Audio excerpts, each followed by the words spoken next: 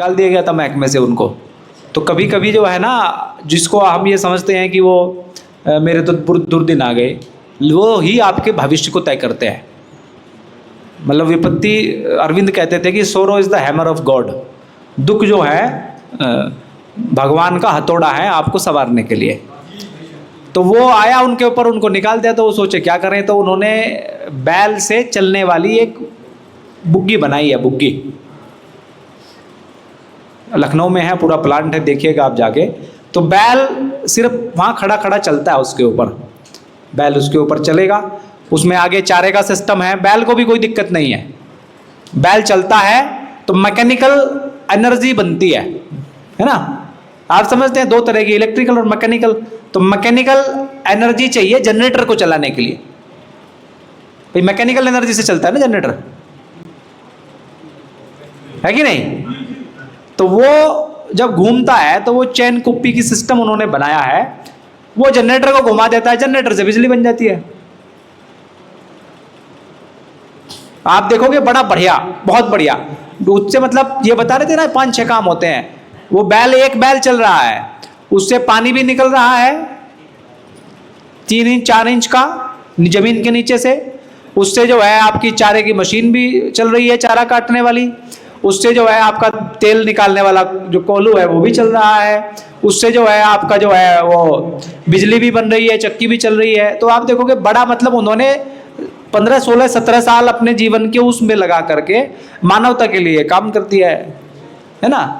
तो वो हम सबको, आप YouTube पे खोजोगे ना कि बैल से चलने वाला, तो आ जाएगा आपको बैल से चलने वाला यंत्र जिससे बिजली का निर्माण होता है। क्या नाम है, शैलेंद्र सिंह उनका नाम है, शैलेंद्र सिंह। तो वो जरूर देखना चाहिए हमको, तो बढ़िया रहेगा, हमको एक उसमें हौसला आएगा और काम करने में आगे मदद मिलेगी। गिरधारी लाल, मैं राजस्थान का रहने वाला हूँ। मेरा जिला है जालोर, और जालोर में गांव है सांचौर। अभी मेरा बच्चा है अहमदाबाद में, वही दूध की डेयरी में, ये दवाइयों की फैक्ट्रियों में जो कि SS का बाल आता है ना, बाल, उसका बिजनेस कर रहा है।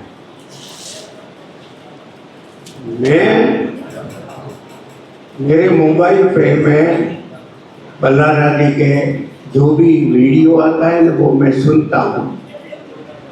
अभी 7 जुलाई से लगा के 5 अगस्त तक, ये 1 महीने का, ये इसमें मतलब कुछ न कुछ अपने को करने का है। उसके लिए मैं इधर आया हूँ कि हमारा भी साथ है।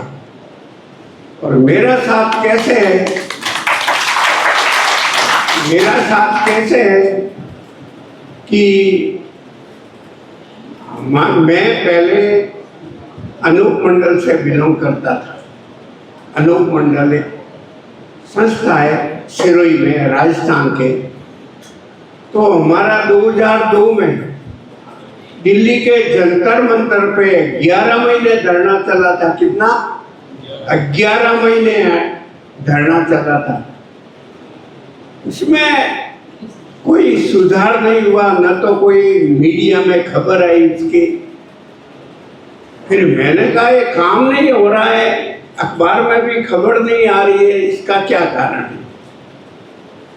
तो उसके बाद में मैंने देखा, मैंने कहा अपने इस देश का मालिक कौन है, कोई तो मालिक होगा ना। फिर मैं धीरे धीरे, मेरे को भारत सरकार का मालूम पड़ा, और जो अभी भाई बोल रहा था ना उदयपुर वाला, तो वहाँ में गया। जब कुंवर केसरी सिंह बैठे थे तो उनके मतलब 6 महीने बाद में उनका शरीर वो उसके पहले छूटा ना, उसके बाद में मैं गया तो उनके बेटे रविंद्र भाई से मुलाकात हुई। तो फिर मेरे को मालूम पड़ा कि ये सब ऑन इंडिया गवर्नमेंट सर्विस है। फिर मैं धीरे धीरे ये दिल्ली के अपने ये जो कानून की किताबें मिलती है, वहाँ से मैं 90 कायदे की कानून की किताबें लेके आया, 90। फिर उसमें मैंने देखा, मैंने कहा ये धीरे धीरे ये पैसा है ना, ये खोटा ही पैसा है। भारतीय रिजर्व बैंक का कानून है 1934 में, इस समय इस देश की भेदी मुद्रा है वो चांदी का रुपया। आई प्रोमिस टू पे the bearer on demand 10 rupees at any office of India, चांदी के रुपये चुकाने का वचन है। और 2001 की मेरे पास में अभी भी किताब है, वो मैंने दिखाई थी। तो उसके बाद मैं धीरे धीरे कि भाई अपने को काम तो करना ही पड़ेगा। तो जब से मैं लगा के, मैं 36 साल हो गए इस काम में जुड़ा हूँ, 36 साल। ये मेरे बाल सफेद हो गए। और आज की तारीख में ये जितना भी है ना, APJ अब्दुल कलाम से लगा के राष्ट्रपति प्रतिभा पाटिल, प्रणब मुखर्जी, रामनाथ कोविंद, ये राष्ट्रपति मुर्मू, तो इनको मैंने कम से कम नहीं तो 50 लेटर लिखे होंगे, ठीक है ना। प्रणब मुखर्जी को मैंने कहा गवर्नमेंट ऑफ इंडिया की सत्य संस्कृति का विकास के नाम पर विनाश करने की योजना के अनुरूप बनाए गए एक्ट के अधीन किए गए व्यापार में हुए नफा नुकसान का हिसाब दो। तो मेरी वो शिकायत वहां दर्ज हुई प्रशासनिक सुधार और लोक शिकायत विभाग में। मेरी शिकायत है 0336 नंबर। वो फिर ऑनलाइन हमारे सांचौर के SDM के पास में आई। SDM के चपरासी ने मेरे को घर पे बुलाया कि आपको साहब बुला रहे हैं। मैंने कहा क्या? तो क्या आपकी दिल्ली से ऑनलाइन शिकायत आई है? मैं नगर पालिका, मैंने कहा ये गांव का मालिक मैं हूँ, नगर पालिका मांगती क्या है? 99, ये लैंड रेवेन्यू रूल्स में लिखा है 99 ईयर्स की लीज पे। तो उसके बाद में क्या मेरा केस ने रफा दफा कर दिया। तो ये तंत्र के खिलाफ ये जनता मोर्चा सरकार है ना, ये तंत्र के खिलाफ जनता मोर्चा सरकार काम कर रही है ना। जनता तो मतलब कोई मालिक था नहीं जब ये जनता सर नाम पड़ा। और ये अभी भारत के संविधान के अधीन ये व्यवस्था चल रही है। अभी इसमें 28वां संशोधन हुआ, 28वां संशोधन हुआ। पहले गवर्नमेंट ऑफ इंडिया के अधीन थी और अभी ये है ना, अभी ये मतलब पहले क्राउन के अधीन थी, उसमें संशोधन करके ये अभी ऑन इंडिया गवर्नमेंट सर्विसर चल रही। इस देश में कोई मालिक है ही नहीं, राजा है ही नहीं, जनता ही सरकार है, ठीक है ना। और ये बल्लारा जी 1 महीना में जो भी काम मेरा पूरा सहयोग है। मैं जितना भी डॉक्यूमेंट है ना मैं लेके आया, ओरिजिनल 100 रुपये के स्टाम्प में मैंने लिख के दिया है। और मेरे को गांव में पागल घोषित कर रखा है सभी। ऐसा कहते हैं, ऐसा क्या उन लोगों की पोल है ना वो दिख गई है। और मेरा संघर्ष चालू है, हम पीछे हटने वालों में से नहीं है। ये शरीर मेरा दिया है तो मेरे माता पिता का दिया हुआ है। और मैं कोई यहाँ भाषण नहीं, मैंने तो बहुत दिए भाषण। बम्बई के अंदर अनूप दास जी का मेला पड़ता था तो कंट्रोल करता था, लेकिन अभी सब छोड़ दिया। काम होना चाहिए, काम वो कर दिया मैंने, वो कर दिया, सब फैले। 1 महीने के अंदर अपने को काम करना है, अपने को मेरा फुल सपोर्ट है और सभी मानव जाति को बचाना है। क्योंकि सबसे बड़ा आतंकवादी मानव को बना दिया है। एक काजू बादाम किशमिश अंजीर अखरोट प्रकृति ने दिया और उस पर कब्जा किसने किया? मानव ने। दुकान के अंदर भर दिया। हाँ, अभी मांगोगे कि मेरे को काजू खिला तो वो खिलाएगा? हाँ, पैसा ला। हाँ, पैसा ही खोटा चल रहा है। अभी सेब, ये द्राक्ष है, अनार है, ये फल फ्रूट, ये दुकानें सजा के बैठे, आम की दुकानें, वो क्या है? इंसान का खून इंसान ही पी रहा है। एक ही पिता की संतान होने का स्वाभिमान रखने वाली संपूर्ण मानव जाति है।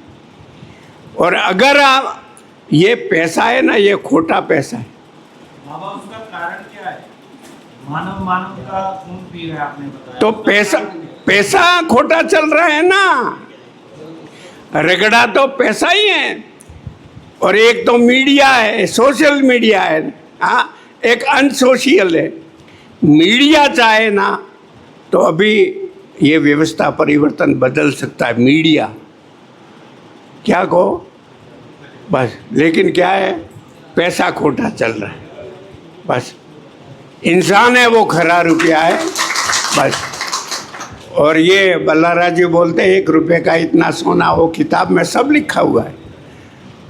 उसका फोटोकॉपी सवेरे एक भाई ने, उसका कॉपी 2001 की बात कर रहा हूँ। और शिक्षा है ना, ये तो फेल है।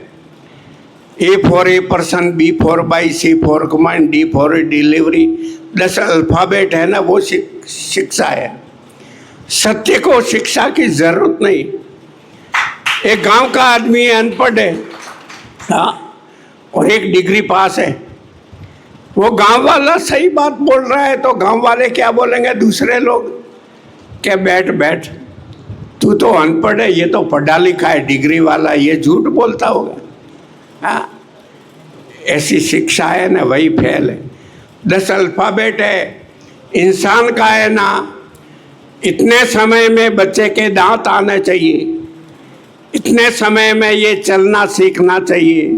हाँ, और बच्चे का जन्म होता था ना, तो उसका वो नाभि से, ये नाल से जुड़ा रहता था, उसकी माँ के नाल से जुड़ा रहता था। जिस तरह से फल पकता है ना, फल पकता है तो बेल से अपने आप वो अलग छूट जाता है जब मालूम पड़ता है कि ये पका हुआ है।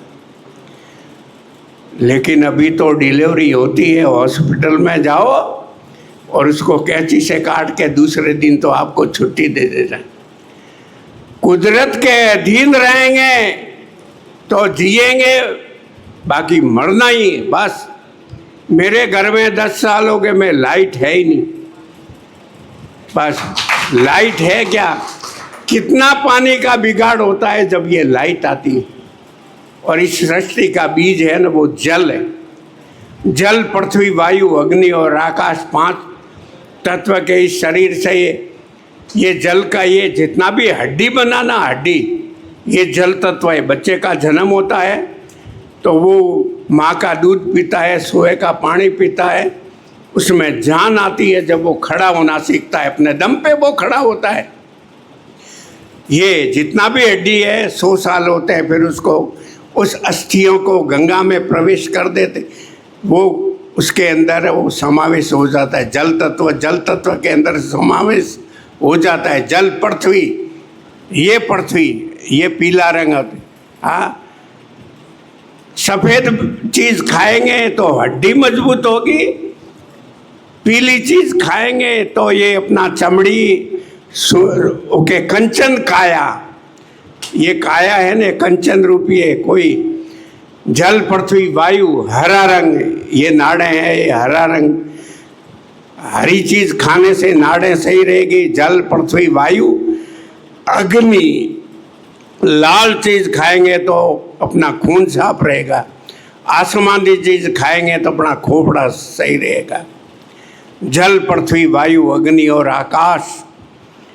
इसलिए ये जो भी अपना शरीर है ना, वो तत्वों के एलिमेंट्स, ये तत्वों के आधार पे। लेकिन क्या है कि सब ये जितना भी पहले कोई ये कलयुग है ना, ये कलयुग नाम तो है ही नहीं, ये काली युग है, काली। अपने देश का पारदर्शी व्यवस्था थी, पारदर्शी, आर पार दिखता था, और उस पे ये काली शाही से वचन दिया ना, मैं धारक को 100 रुपये अदा करने का वचन देता हूँ। बस ये पैसा है ना, पैसा, बस सबसे बड़े माता जी तो है विक्टोरिया, हाँ, जिसका सिक्का चलता है और दीपावली के दिन पूजा करते हैं। ये सबसे बड़े माता जी वही है। बस ये काली युग है। और बल राजा के बाद से काली कलकत्ते वाली तेरा वचन न जाए खाली, ये हुंडी है ना, बस ये रगड़ा, ये रुपया ही खोटा चल रहा है, और इसी रुपए से ये विनाश हुआ है, और इसी रुपए से ये कानून की किताबें, ये सब पृथ्वी का विनाश हुआ। ये जितना रोड बन रहा है, ये रोड नहीं ना, धरती माता को राण बना रहे, राण। हाँ, ये जितना भी विनाश हो रहा है, ये खोटे रुपए के लालच में इंसान ने अपना ईमान छोड़ दिया, और वो अपने को वापस उसी पटरी पे आएंगे तो जिएंगे, नहीं तो मर गए तो कोई फर्क नहीं पड़ने वाला। भगत सिंह दूसरे चले गए तो आज भी क्या है, हाँ वही तो हो रहा है। महात्मा गांधी ने बोला था, करो या मरो, डू और डाई। मेरे सामने अगर मेरे बाप का कोई नाक काटता है तो मेरे जीने का व्यर्थ। इसीलिए वही समय वापस आया है। बल्लारा जी बोले ने 1 महीने के अंदर डू और डाई, अपने को मरना नहीं है, ये तो आराम से अपना काम हो जाएगा, क्योंकि अपने पास में एविडेंस है। बस इतना कह के मैं मेरी वाणी को विश्राम देता हूँ, और बोलने में थोड़ा भी भूल हुआ है तो क्षमा करें। मैं जिला डिस्ट्रिक्ट बहराइच, ग्राम सभा मीरपुर कोनिया, जरवल ब्लॉक से हूँ, बहराइच से। मैं इस उद्देश्य से आया हूँ कि हमारे सोनू निषाद जी जुड़े हैं, मैं तो पहली बार आया हूँ, और ये संजय तो पहली बार आने का मैं उद्देश्य यही है कि मैं देखना चाहता था क्या कैसे कुछ समझना चाहता। नमस्कार। देखो भाई, ये सत्र अनावश्यक नहीं है ना, आवश्यकता है इसकी, सबको आना है, फटाफट करें, फिर आपको भोजन भी तैयार होना है, उसके बाद फिर जी राम राम। राधे रंजन नाम हुआ हमारा, बिहार पटना से बिलोंग करते हैं, और सनातनी गौशाला लगभग 5 साल से ऑर्गेनाइज कर रहे हैं। हमारी कंस्ट्रक्शन की कंपनी है, जिस कंपनी में एक गांव बसा रहे हैं जिसमें हर घर में एक गाय रहे, क्योंकि हम लोग तो 1857 के ही भटके हुए क्रांतिकारी हैं, तो हमारा जड़ ही गाय है। और लगभग हमारा मानना है कि 80% पूरे देश का इकोनॉमी से लेके सारे चीज़ के लिए वो महत्वपूर्ण है। इसलिए हम कंस्ट्रक्शन लाइन में पहली बार अपना गांव में, और रहा बात देवेंद्र भाई का, तो लगभग 2017 से 18 से राजीव भाई से पहले से थे, तो इनको दिल्ली में फर्स्ट टाइम जब अरेस्ट हुए थे तो देखने का उत्सुकता, और विनोद गोयल जी और शंकराचार्य हमारे थे, तो देख रहे हैं, समझ रहे हैं। आप आपस में यहाँ से जो ट्रेनिंग किए हैं बिहार के, 1-2 बार उनसे जब गांव में कराएं तो सब चीज़ ठीक है। मतलब वहाँ भी लोकल लेवल पर तो प्रशासन वगैरह नहीं, लेकिन थोड़ा ह्यूज लेवल पे जानकारी के अभाव के कारण यहाँ आए कि फर्स्ट टाइम थोड़ा जितना जानेंगे तो अपना समाज में उतना ज़्यादा अच्छा कर सकते हैं। बस यही। राम राम।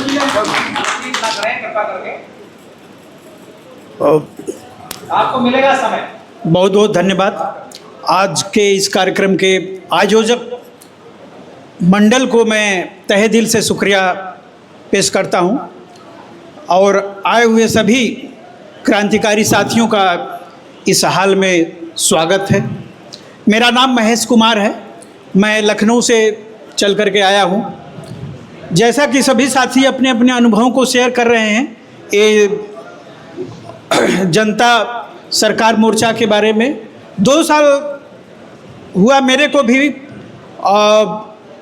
कुछ साथियों के माध्यम से और वीडियो के माध्यम से जो यूट्यूब पर मिला उसके माध्यम से जानकारी हुई।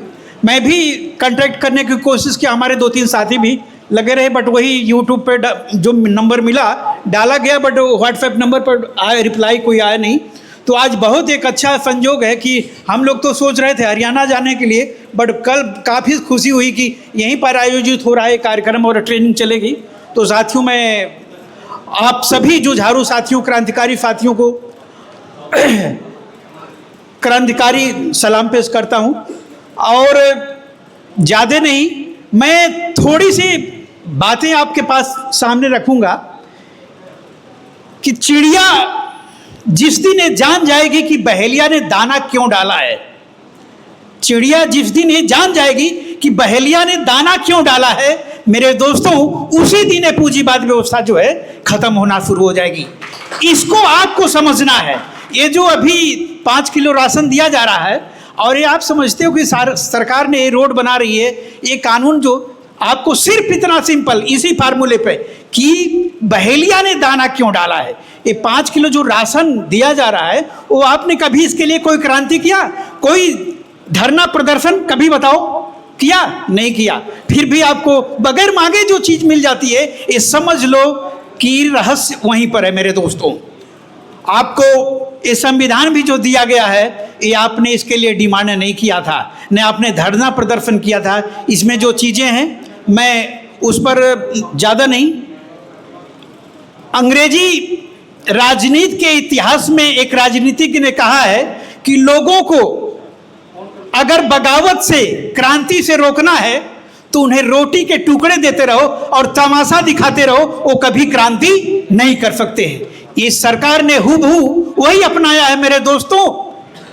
इस उत्तर प्रदेश में जितनी शराब की दुकानें थीं, उससे इस वर्ष 50,000 ज़्यादा दुकानें खुली हैं, और आपको पता ही है 27,000 स्कूल बंद होने जा रहे हैं। और ये जो 5 किलो राशन आपको मिलता है, सन 2000 में जब संविधान समीक्षा आयोग का गठन हुआ था, जिसके अध्यक्ष माननीय भारत के पूर्व मुख्य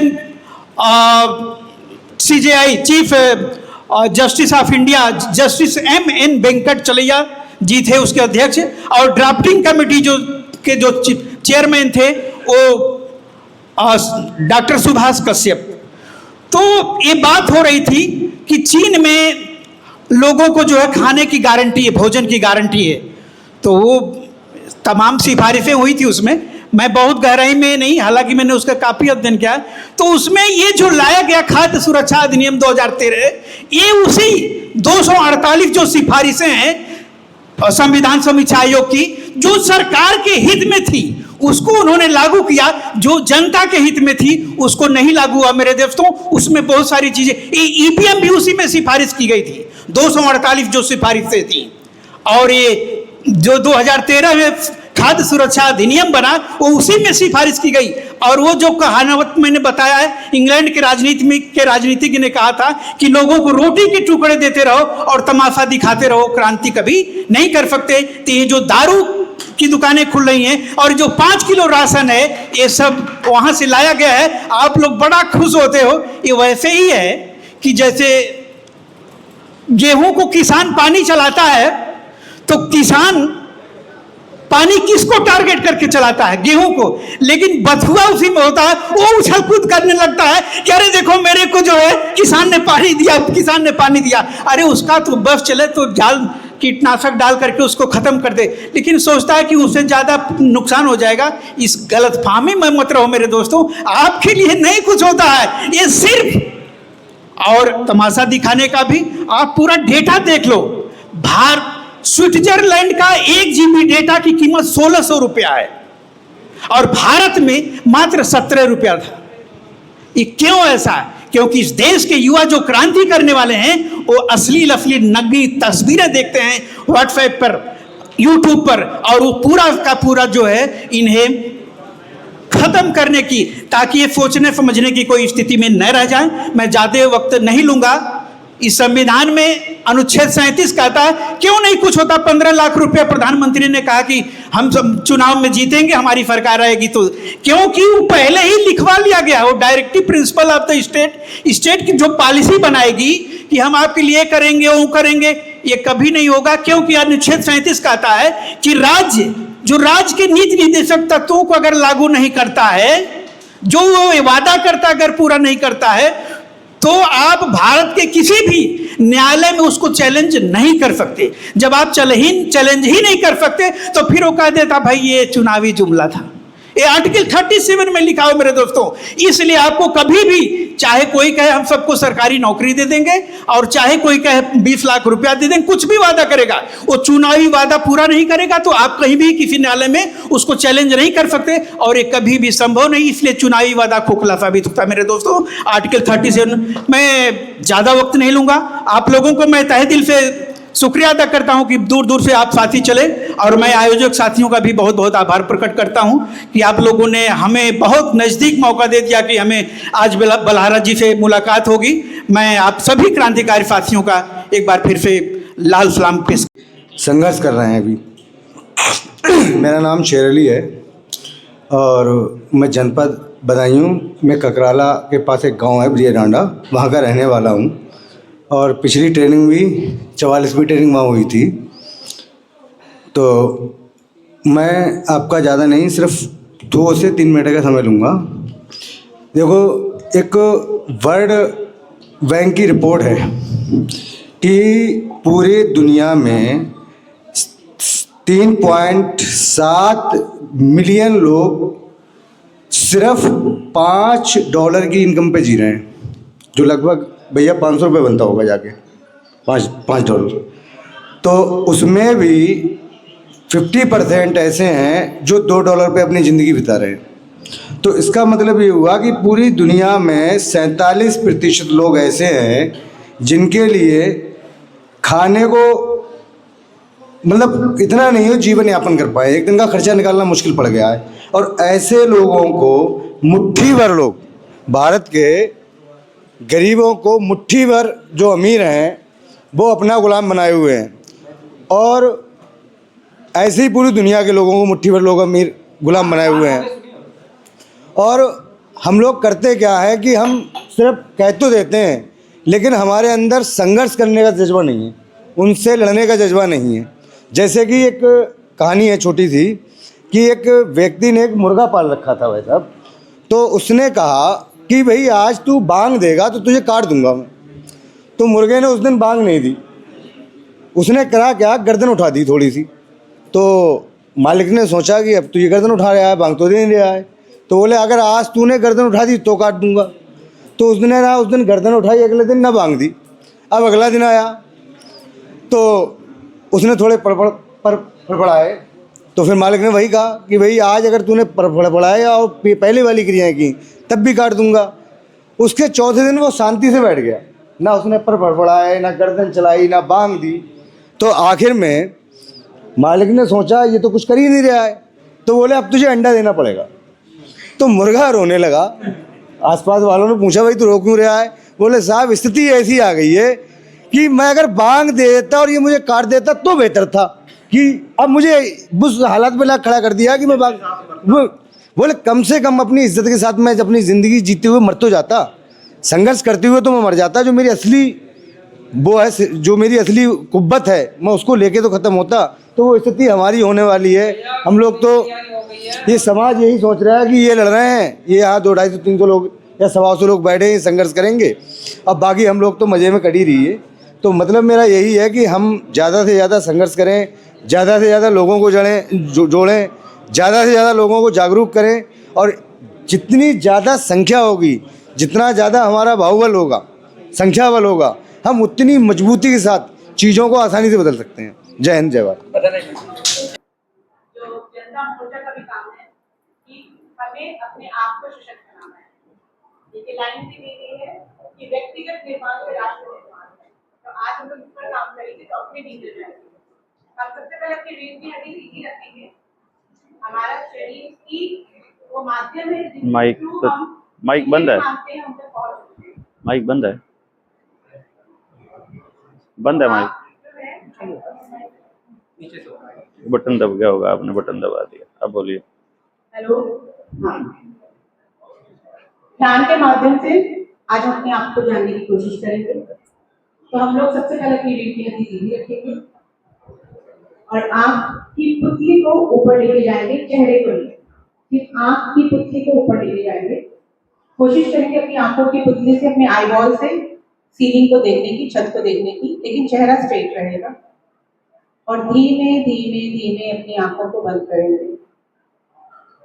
एक गहरी सांस लेंगे। आप जब सांस ले तो आपका पेट फूलना चाहिए, बाहर की तरफ आना चाहिए। एक गहरी सांस लेंगे, आपका पेट बाहर की तरफ जाना चाहिए और फिर उसे धीरे से छोड़ेंगे, एक्सहेल करेंगे। एक हाथ अपने चेस्ट पर, छाती पर रखेंगे, एक हाथ अपने पेट पर रखेंगे और अब आप एक गहरी सांस लेके देखेंगे कि आपके बॉडी में कितनी स्ट्रेस है, नहीं है, ज्यादा है, कम है। आप सांस लेंगे। अगर आपका ऊपर वाला हाथ ज्यादा हिला है तो आपके बॉडी में बहुत स्ट्रेस है। फिर से करते हैं। एक गहरी सांस लीजिए। अगर आपका ऊपर वाला हाथ ज्यादा हिल रहा है तो इसका मतलब आपकी बॉडी में बहुत स्ट्रेस है। आप सांस अपनी छाती से ले रहे हैं। और अगर आपका नीचे वाला हाथ बाहर ज्यादा जा रहा है तो आपको स्ट्रेस नहीं है। और इस दोनों के बीच में नहीं है, आपको ऐसा नहीं लग रहा है कि दोनों हाथ में कोई अंतर है, तो आपको स्ट्रेस है, लेकिन अभी अक्यूट स्टेज पर नहीं पहुंचा है। ये एक विधि है जिसके द्वारा आप अपना चेक कर सकते हैं बॉडी में कितना स्ट्रेस है। दोनों हाथों को, हथेलियों को अपने नी के ऊपर रखेंगे, पांव के ऊपर रखेंगे, ऊपर की तरफ खुला रखेंगे। आज हम लोग रिसीविंग मोड में बैठेंगे कि यहाँ जो हो रहा है वो हमें रिसीव करना है, हमें वो अपने अंदर आत्मसात करनी है।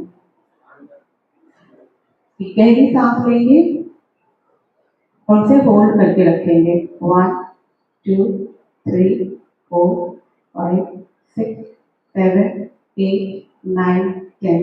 एक्सहेल करेंगे, सांस छोड़ेंगे और जब आप सांस छोड़ेंगे तो आपके पेट की नाभि आपके रीढ़ की हड्डी की तरफ जानी चाहिए। जब आप सांस छोड़ेंगे तो आपकी नाभि आपके रीढ़ की हड्डी की तरफ जानी चाहिए। बोल के हम होल्ड करेंगे।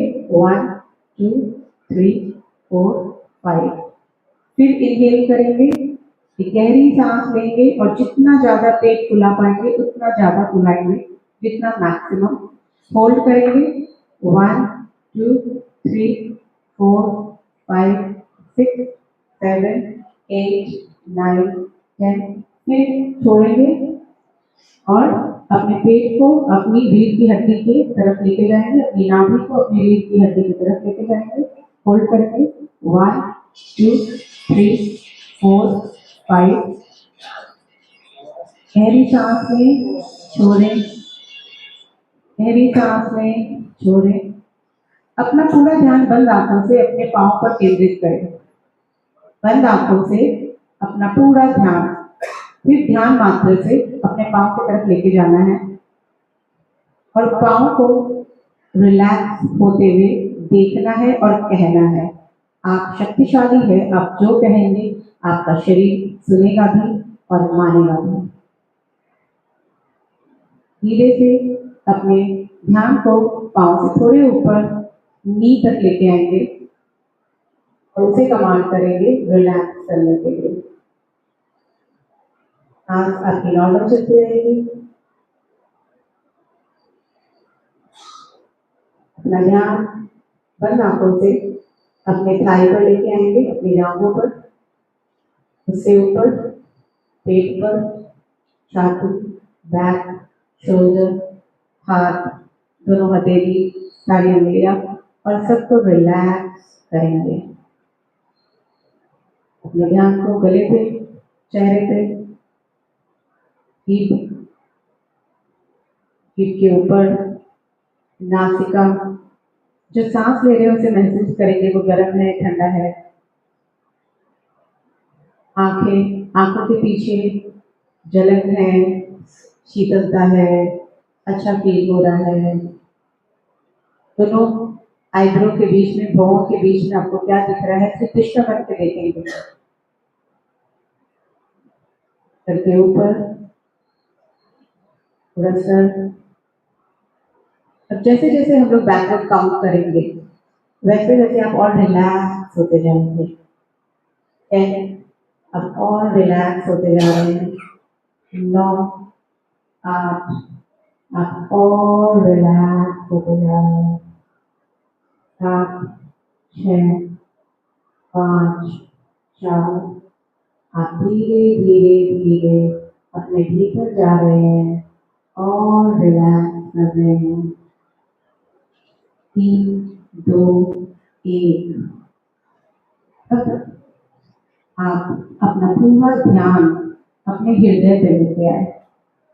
दिमाग तो कोई और चला रहा है हमारा, हम अपने हृदय से चलेंगे। अपना पूरा ध्यान अपने हृदय पे लेके आए और इमेजिन करिए कि वहां से अल्लाह, भगवान, जिसे भी मानते हैं आप, गुरु, जीसस, वहां से एक अमृत धारा हरा रंग की, एक अमृत धारा हरा रंग की, हरा हीलिंग का कलर है। हरा हमें स्वस्थ करता है, हमें ठीक करता है। वो बह रही है और वो वहां से सर से होते हुए, हाथ से होते हुए, पेट से होते हुए पूरे शरीर में फैल रहा है और धीरे धीरे आपके सर से ओवरफ्लो हो रहा है और ये पूरे रूम में वो हरा रंग धीरे धीरे धीरे, जैसे पानी भर गई है बाहर बारिश में, वैसे ये रूम में धीरे धीरे धीरे हरा रंग भरा जा रहा है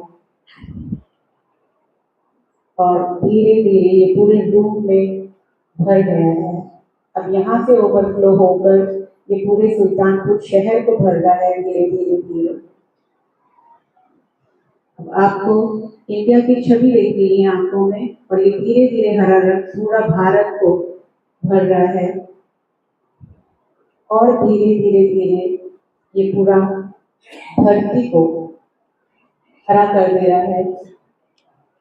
उसके बाद एक से दूसरा प्लैनेट, तीसरा प्लैनेट और पूरा ब्रह्मांड हरा रंग का हो गया है।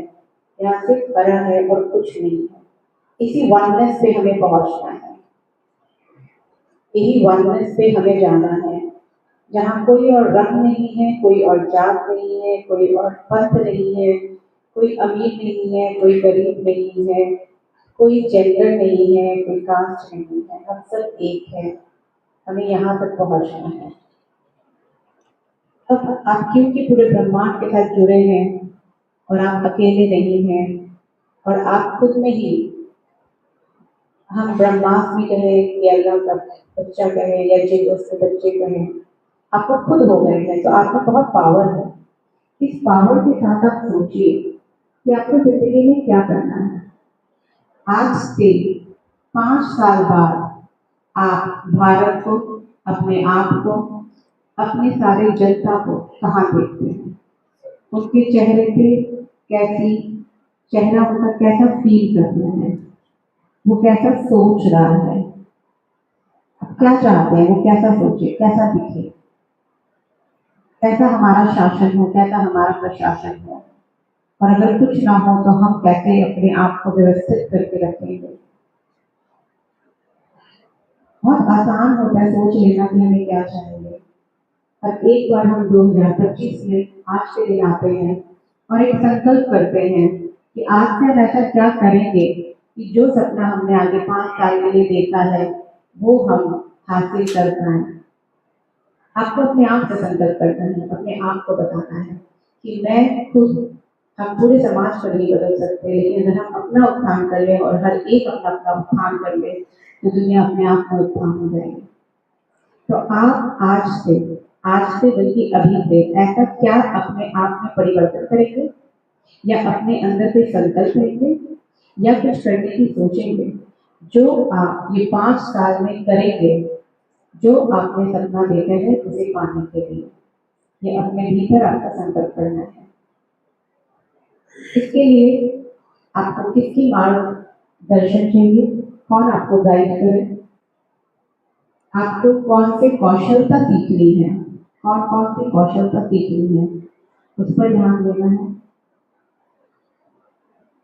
और क्योंकि अभी आप बहुत पावरफुल हैं और सब हरे रंग में डूबे हैं और कोई और रंग ही नहीं है, सिर्फ आप ही ब्रह्मांड है, तो आप जो चाहेंगे पा सकते हैं। एक मौका आज आपके पास है अपने अंदर झांकने की, अपनी शक्ति को पहचानने की। वो भी अगर आप आंखें खोलकर बाहर वेस्ट कर रहे हैं, तो आपको खुद को सोचना चाहिए कि मैं यहाँ क्या करता हूँ। यहाँ का मोटो ही है, हम उन्नति करेंगे तो राष्ट्र उन्नति करेंगे, और हमारी उन्नति हमारे भीतर से है। वरना फिर कोई आएगा अपना विचार आप पर थोप कर चला जाएगा। अपने विचारों को पूछिए, सवाल कीजिए, किसी और के कहने से सिर्फ मान मत लीजिए, सवाल पूछिए। तो भी आपसे कुछ भी कहना, उससे सवाल पूछिए, खुद से सवाल पूछिए। जैसे जैसे आप अपने आप को बदलेंगे, इवॉल्व करेंगे, वैसे वैसे हम जिस उद्देश्य के साथ आगे एकत्रित हुए हैं वो हासिल हो पाएंगे। धीमे से सांस लेंगे। जब सांस लेंगे तो आपकी बार हम देखेंगे कि सांस शुरू कहाँ से हो रही है और सांस अंत कहाँ हो रही है। हम उस बिंदु पर ध्यान देंगे। जब सांस लेंगे तो हम सांस लेते कहाँ से है उस बिंदु पे ध्यान देंगे, और ये सांस खत्म कहाँ हो रही है हम उस बिंदु पे ध्यान देंगे। शरीर एकदम ढीला छोड़ेंगे और नॉर्मल ब्रीदिंग करेंगे, और ध्यान देंगे कि हमारी जो सांस है वो शुरू कहाँ से हो रही है और खत्म कहाँ से हो रही है। जहाँ से शुरू हो रही है वही आप है, और जहाँ पर खत्म हो रही है वही आप है। ब्रह्मांड, कॉन्शियसनेस, अल्लाह, जीसस, गुरु, भगवान, कोई भी नाम ले लीजिए आप। बिंदुओं पे ध्यान केंद्रित करने की कोशिश कीजिए, वहीं रहने की कोशिश कीजिए। आपको एक ऊर्जा महसूस होगी। ये हरा रंग जो आप बन चुके हैं उसमें एक वाइब्रेशन महसूस होगी। बस आंखों पर ध्यान देंगे, जहाँ से शुरू हो रही है सांस और जहाँ खत्म हो रही है। तो आज तक हम जानते थे कि सांस शुरू होती है, इनहेल करते हैं, एक्सहेल करते हैं। आज से हम जान गए कि एक शुरुआत है, फिर इनहेल है, फिर एक बिंदु है, और फिर हम एक्सहेल करते हैं। सांस लेने और छोड़ने के बीच 2 बिंदु है, और इस दोनों बिंदु में हमें रहना है। जितना ज्यादा हम बिंदु में रहेंगे उतना हमें खुद कॉन्शियसनेस, यूनिवर्स, ब्रह्मांड हमें मार्गदर्शन करेंगे। हमारे सवालों का जवाब चाहे खुद से दे दें, इंट्यूशन से, या फिर कोई ऐसे व्यक्ति को हमारे समक्ष ला दें जो इसका अध्ययन कर चुके हैं। आप दोनों हाथ आशीर्वाद पोजीशन में उठाएंगे। दोनों हाथों को जैसे हम आशीर्वाद देते हैं वैसे दोनों हाथों को उठाएंगे, और इस पूरा जगह को आशीर्वाद देंगे कि ये जगह की ऊर्जा आए। हम जिस कारण यहाँ बैठे हैं उस कार्य को ऊर्जा दें, ब्रह्मांड को ऊर्जा दें।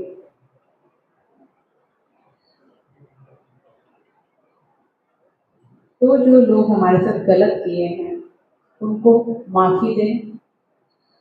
आज तक हमने जो गलत किए हैं अपने को माफी दें। दोनों हाथों को मलेंगे, रब करेंगे, अच्छे से काफी गर्म करेंगे। इनफैक्ट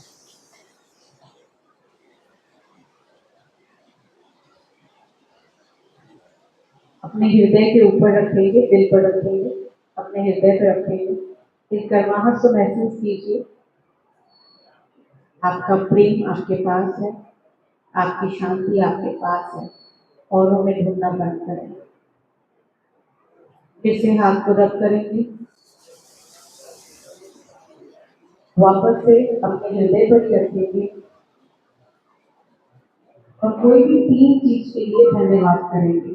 चाहे आपका यहाँ होना, सर का यहाँ होना, या किसी भी छोटी सी चीज, खाना, पानी, कोई भी चीज, आपका बच्चा, आपका परिवार, कोई भी 3 चीज के लिए आप धन्यवाद करेंगे।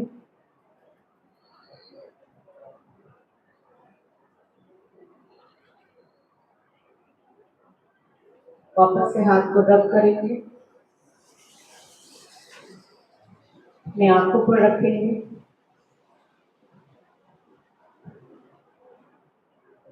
गर्माहट को जब आप अपने आंखों में लेंगे तो आप अपने से संकल्प करेंगे कि दुनिया में गलत भी बहुत है, सही भी बहुत है। मैं गलत पर ध्यान कम दूंगा और सही करने पे ज्यादा दूंगा। मैं आंखों को धन्यवाद करें कि वो आपके समक्ष हर चीज रखती है। आप अच्छी चीजें देखेंगे, अच्छा करेंगे। बुरी देखकर उस पर बहुत ज्यादा देर तक समय केंद्रित नहीं करेंगे, उसे सीखेंगे और उसे बेहतर बनाएंगे। दोनों हाथों को रब करें, धीमे धीमे अपने पांव, हाथ को पैट करें, हल्की थपथपी लगाएं अपने पूरे शरीर को, सारे मसल्स को थैंक यू बोलें, अपने शरीर को थैंक यू बोलें, धन्यवाद करें। अपने चेहरे पे एक अच्छी सी मुस्कुराहट लाएं, एक प्यारी सी मुस्कुराहट लाएं और अपने आप में रहने की कोशिश कीजिए, अपने आप को एडवांस करने की कोशिश कीजिए और धीमे धीमे धीमे अपनी आंखें खोलें एक अच्छी प्यारी मुस्कुराहट के साथ। धन्यवाद।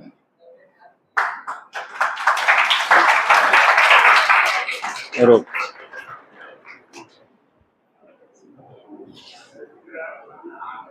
जी धन्यवाद। मालूम है आपको, कैलकुलेशन नहीं किया ना कभी? हमने कैलकुलेशन किया हुआ है। एक आदमी जो चावल खाता है ना पूरे दिन में 100 ग्राम चावल खाता है, ज्यादा से ज्यादा 200 ग्राम खाता है, ज्यादा से ज्यादा 200 ग्राम। चेक करो अपने घर में, अगर तीन परिवार हो, 3 लोगों का परिवार है अगर, तो 1 गिलास चावल चढ़ता है। 1 गिलास चावल में 300 ग्राम चावल ही आता है, और वो भी घरवाली इसलिए चढ़ाती है, घर कोई 2 मेहमान आ जाए तो उसके लिए एक्स्ट्रा चढ़ाती है कि नहीं? एक आदमी का एक दिन का 100 ग्राम राशन है। इसके हिसाब से हमने कैलकुलेट किया था कि 1 एकड़ जमीन 6 परिवारों के लिए पूर्णतया सक्षम है खाना खिलाने के लिए। उनका दूध, घी, दाल, चावल, दलहन, अनाज और सब कुछ। 6 परिवार।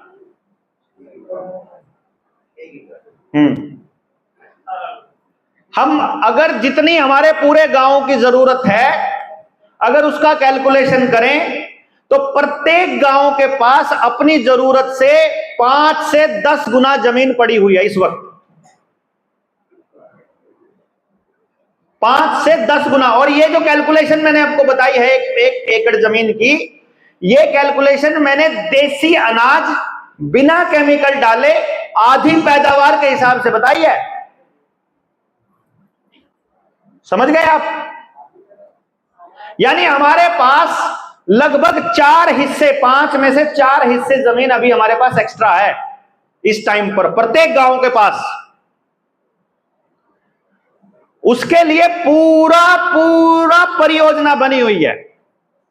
सॉल्यूशन पे बात करने वाली कमेटी से ही बातें करेंगे जब हम गांव तक जाएगी एक एक बात, जब गांव के लोगों को ही समझाएंगे हम कि तुम्हारे प्रत्येक बच्चे के रोजगार की गारंटी और आपकी हर चीज की मैन्युफैक्चरिंग, जिस भारत का सपना हम देख रहे हैं, जिस भारत का सपना राजीव भाई ने देखा, जो भारत हमारा रियलिटी में था, जो भारत आपको दिखाया गया, वो गलत भारत है। जितनी इतिहास की किताबें पढ़ाई जा रही है सब गलत हैं। हमारे देश में गरीबों का शोषण कभी नहीं हुआ। सिर्फ अंग्रेजों के बाद जो हुआ वो अंग्रेजों के पिट्ठुओं ने हमारे लोगों का शोषण किया। उसमें गरीब कोई भी था, और वो गरीब नहीं थे जिनका शोषण हुआ, वो बोलने वाले लोग थे। आज भी जो समाज के लिए खड़ा होने वाले लोग हैं, अपन लोग सारे के सारे मेरे की तरह सारे फक्कड़ी हैं, हम गरीब ही हैं। तो अगर देखा जाए तो अमीर हमारा शोषण आज भी कर रहे हैं। लेकिन कुछ राजनीतिक पार्टियों ने, कुछ दलों ने, कुछ संगठनों ने भाषा के साथ, शब्दों के साथ, किताबों के साथ ऐसे खेला कि ऐसा दिखा दिया कि एक तबके ने दूसरे तबके के साथ अन्याय किया। जबकि रियलिटी यह है कि आजादी की लड़ाई में एक भी तबका पीछे नहीं था, एक भी कम्युनिटी आगे पीछे नहीं थी। सब बराबर कंधे से कंधा मिलाकर, बाजू में बाजू, हाथ में हाथ डालकर लड़ रहे थे। और उससे पहले के समाज में जो हमने रुपया मूल्य का मापक शोषण का साधन, इस किताब के अंदर जो आंकड़े दिए हुए हैं उसके हिसाब से हमारा भारत पूरी दुनिया की जीडीपी में नंबर 1 किस तरह से हुआ करता था, उसका एक ही कारण था कि हम कृषि प्रधान देश नहीं थे। हमें झूठ पढ़ाया गया, हम उत्पादन प्रधान देश थे। हर घर में उत्पादन होता था। अभी चले जाओ आदिवासियों के यहाँ, टोकरी वो अपनी खुद बनाते हैं, कपड़ा वो अपना खुद बनाते हैं, आपका खाने का सामान उनका खुद का होता है, एक भी चीज, दवाइयां अपने खुद की बनाते हैं, सारा इक्विपमेंट अपना खुद का बनाते हैं, लोहा हो, तांबा हो, सोना हो, जितने गहने हो, जो कुछ हो खुद बनाते। नहीं बनाते हैं क्या? तो प्रत्येक घर में कुछ ना कुछ बनता है वहां अभी भी। जहां असली आदिवासी बचे हैं, जिन्होंने आधार कार्ड बनवा लिए, वो आदिवासियों कैटेगरी में नहीं आते। वो तो इन्हीं के कैटेगरी, वो तो इन्हीं के लोग हो गए, वो तो शरणार्थी हो गए। समझे ना? जो इनसे लेने लग गए। भाई आदिवासी तो इस देश का मालिक है, मालिक तो भीख नहीं मांगता, पर वो 5 किलो अनाज के लिए अगर राशन कार्ड बनवा लिया है या स्कॉलरशिप ले रहा है या पैसे ले रहा है तो भिखारी हो गया ना। भिखारी कैसे लड़ेगा सरकार से? हैं? त्यागना पड़ेगा ना भीख। हैं? ऐसे बचे हैं, कई गांव बचे हैं, अभी कई जगह बची हैं ऐसी। उसने स्वामित्व अधिकार को नकार दिया, जो मूलतः संपत्ति निर्मित में प्रेरक शक्ति है। सही बात है बसरो जी। स्वामित्व अधिकार जो ईश्वर देय है, वो संपत्ति निर्मित ने मुख्य स्रोत है, प्रेरणा स्रोत है। छोटा बच्चा है, उसके हाथ में आप खिलौना दे दो और उसको कीड़ा वापस मांगो, क्या बोलता है? मैं नहीं दूंगा। इतना पकड़ कर रखता है, रोता है लेकिन देता नहीं। सही बात है। क्यों? मेरा है। ये छोटा बहुत बच्चा बोलता है मेरा है। स्वामित्व अधिकार। कार्ल मार्क्स ने उसको नकार दिया और बोलता है संपत्ति तेरी भी नहीं और मेरी भी नहीं, राष्ट्र की संपत्ति, सब मिलकर बांटकर खाएंगे। कार्ल मार्क्स के प्रयोग रशिया में हुए, विफल हुए, रोमानिया में हुए, चेकोस्लोवाकिया में हुए और चीन में हुए, विफल बन गए। आज मार्क्सवाद मॉडल के रूप में दुनिया में कहीं भी उपस्थित नहीं। क्यों? क्योंकि ईश्वर प्रेरणा है, स्वामित्व उसको नकार रहा है ये। और दूसरी बात वो विविधता को नकारता है, विविधता को नकारता है। कैसे हो सकता है एक ही कपड़े सब पहने? कैसे हो सकता है एक ही खाद्य सब खाए? कैसे हो सकता है?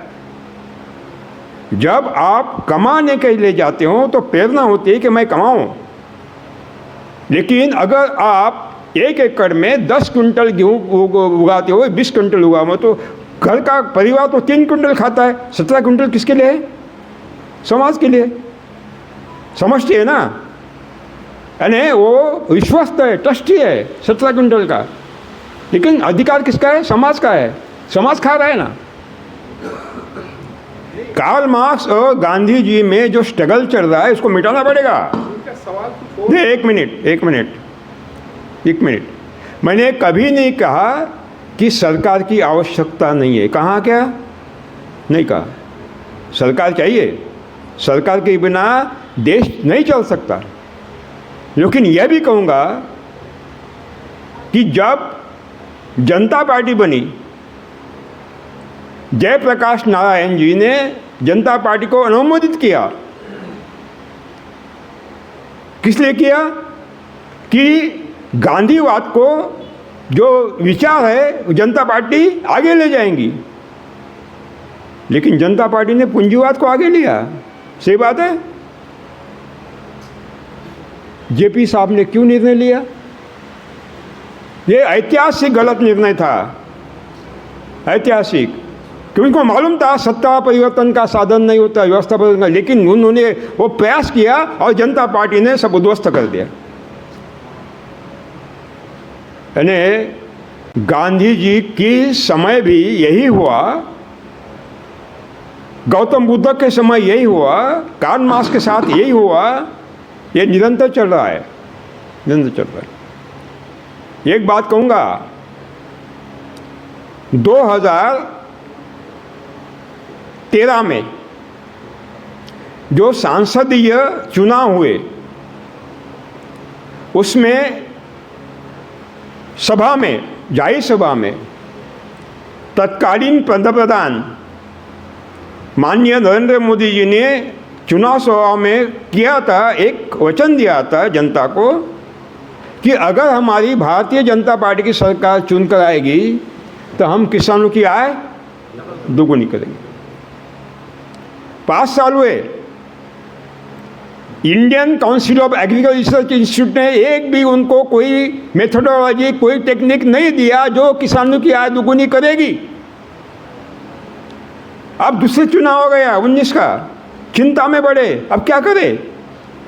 तो doctor Rajiv Kumar ji way the vice chairman of NITI Aayog, उन्होंने क्या किया, मोदी जी ने बताया कि चलो ढूंढो, ये ICAR कहीं हमें नहीं देगा टेक्नोलॉजी, इनके पास कुछ भी नहीं है, कौन सी टेक्नोलॉजी अल्टरनेटिव ढूंढो।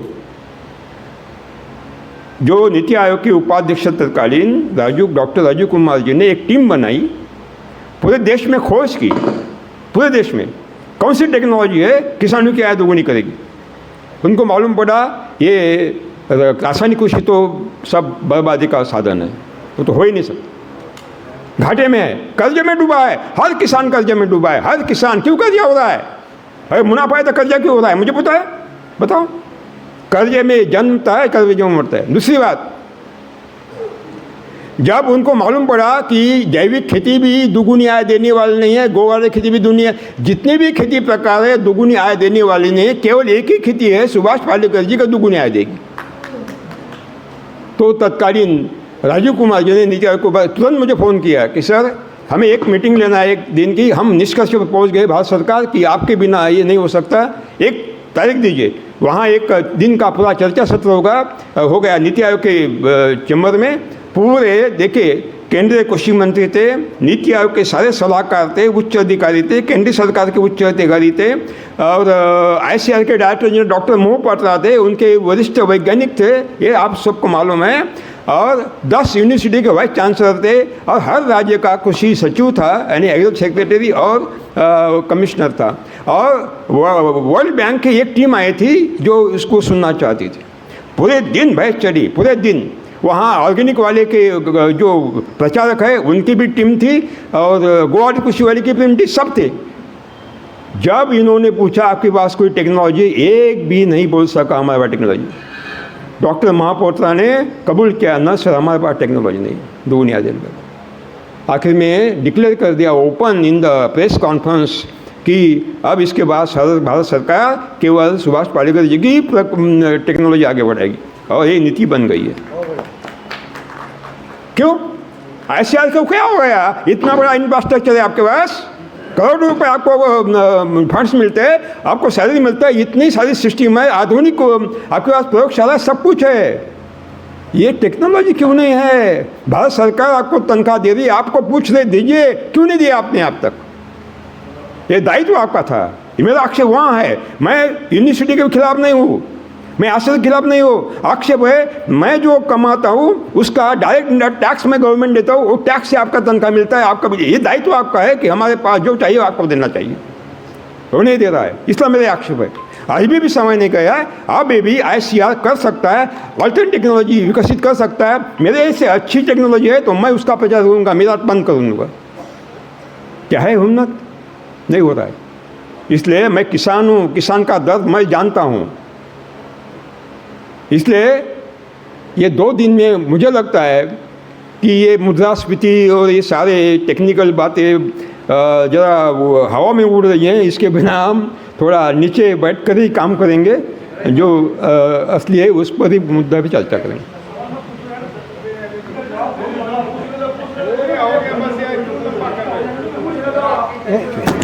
देखिए, सभी लोग संचालन नहीं कर सकते हैं।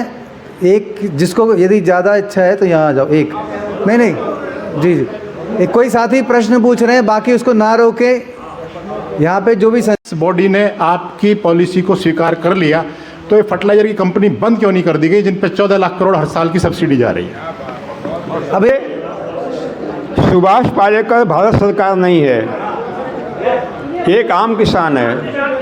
ये निर्णय लेने का अधिकार भारत सरकार का है, सुभाष पालेकर का नहीं। ये सवाल आपको गलत आदमी से पूछ रहे हो, भारत सरकार को पूछिए। ठीक है, बहुत बढ़िया। या प्रोफेसर तो वैसे ही करो और आधा खेत में हमारा डाल लेना भाई, हम और बिना पैसे का देंगे। मैंने बिना पैसे का, यूरिया की कॉस्ट कंपनी ने बियर की है, मैंने उसको फर्टिलाइज़र दिया है और उसने जब डाल के देखा, उसको दिखाया और आसपास के 50-100 किसानों को रेगुलर वहाँ जाना होता था 10-10 दिन पे, उनको दिखाया। यानी कि मैं कहना ये चाह रहा हूँ कि बड़ा ग्रेजुअली उसको फर्टिलाइज़र यूज़ करना सिखाया गया है, एक छोटा सा। दूसरा मैं आपको अपनी बात बताऊँगा कि जब मैं BSc एग्रीकल्चर फर्स्ट ईयर में गया तो इकोनॉमिक्स के लेक्चर में हेड ऑफ द डिपार्टमेंट थे, उन्होंने पूछा कि भारत की कृषि पिछड़ी क्यों है। ये क्वेश्चन 15 नंबर का इंटरमीडिएट में भी तैयार करते थे बच्चे के रूप में। भारत की कृषि के पिछड़े होने के कारण उन्नत बीज का प्रयोग नहीं करता है और पानी नहीं है, खाद नहीं है, इस तरह के अपना लिख करके और पूरे नंबर लिया करते थे। इंटर जब ग्रेजुएशन में ये बात ब्लैक बोर्ड पे टीचर लिखते जा रहे थे, हम बच्चे की तरह बताते जा रहे थे, तो फिर एक उसमें एक पॉइंट होता था कि भारत का किसान दकियानूस है। तो बच्चे थे, बच्चे की तरह पिछली क्लास में याद करके आए थे, अगली क्लास में फिर बैठ के किसी बच्चे ने कह दिया भारत का किसान दकियानूस है। तो वो टीचर थे, वो लिखते जा रहे थे ब्लैक बोर्ड पे एक एक पॉइंट, जो बच्चा बोलता था वही लिख देते, अच्छा ये है, अच्छा ये है, अच्छा। उन्होंने लिख दिया भारत का किसान दकियानूस है। पहले तो लिख दिया, फिर बोले नहीं नहीं रुको, इसको मिटा दो, ये पॉइंट हटा दो। अब पुरानी पढ़ी हुई किताब में ये पॉइंट था। टीचर बोले नहीं, भारत का किसान अब दकियानूस नहीं है। आप अच्छी वैरायटी का इम्प्रूव्ड बीज आज बाजार में रखिए, आज कहिए कि एक बीज आ गया है और देखिए किसान ले जाएगा। तो मैं उस बात को तुरंत यहाँ ला रहा हूँ, उसको लंबी नहीं ले जा रहा हूँ। भारत का किसान आज इतना अवेयर है, इतना एडवांस है कि आपके पास कोई भी बीज है, कोई भी दवा है, कोई जादू पुड़िया है, आप थोड़ा सा बताइए सर, आपके पास पूरी नहीं होगी कि इतने लोग टूट पड़ेंगे कि हमें दे दीजिए वो क्या चीज़ है जिससे कि हमारी कॉस्ट कम हो जाए, हमारा प्रोडक्शन अच्छा हो जाए। तो मैंने केवल इस बात से वो बात कही, अपने अनुभव क्वेश्चन से हटके थोड़ा सा हो जाएगा सर, थोड़ा सा बोलिए। थोड़ा सा समय देंगे, दूसरी और चीज़ें हम कल आपसे सुनते हैं इस विषय में आगे। और इसी लगती बात कह देता हूँ, बस खत्म कर देता हूँ बस, ठीक है।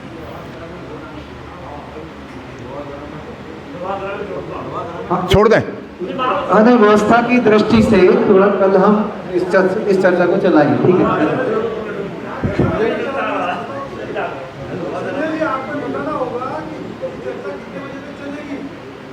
नहीं, संजय जी तो मेरा वो है ये कि भाई इसका ना मॉडल, पिछले 3 मीटिंग का भी हमारा अनुभव ये है कि इसीलिए गंभीर है, इसलिए समय में नहीं बांध रहा हूँ भाई।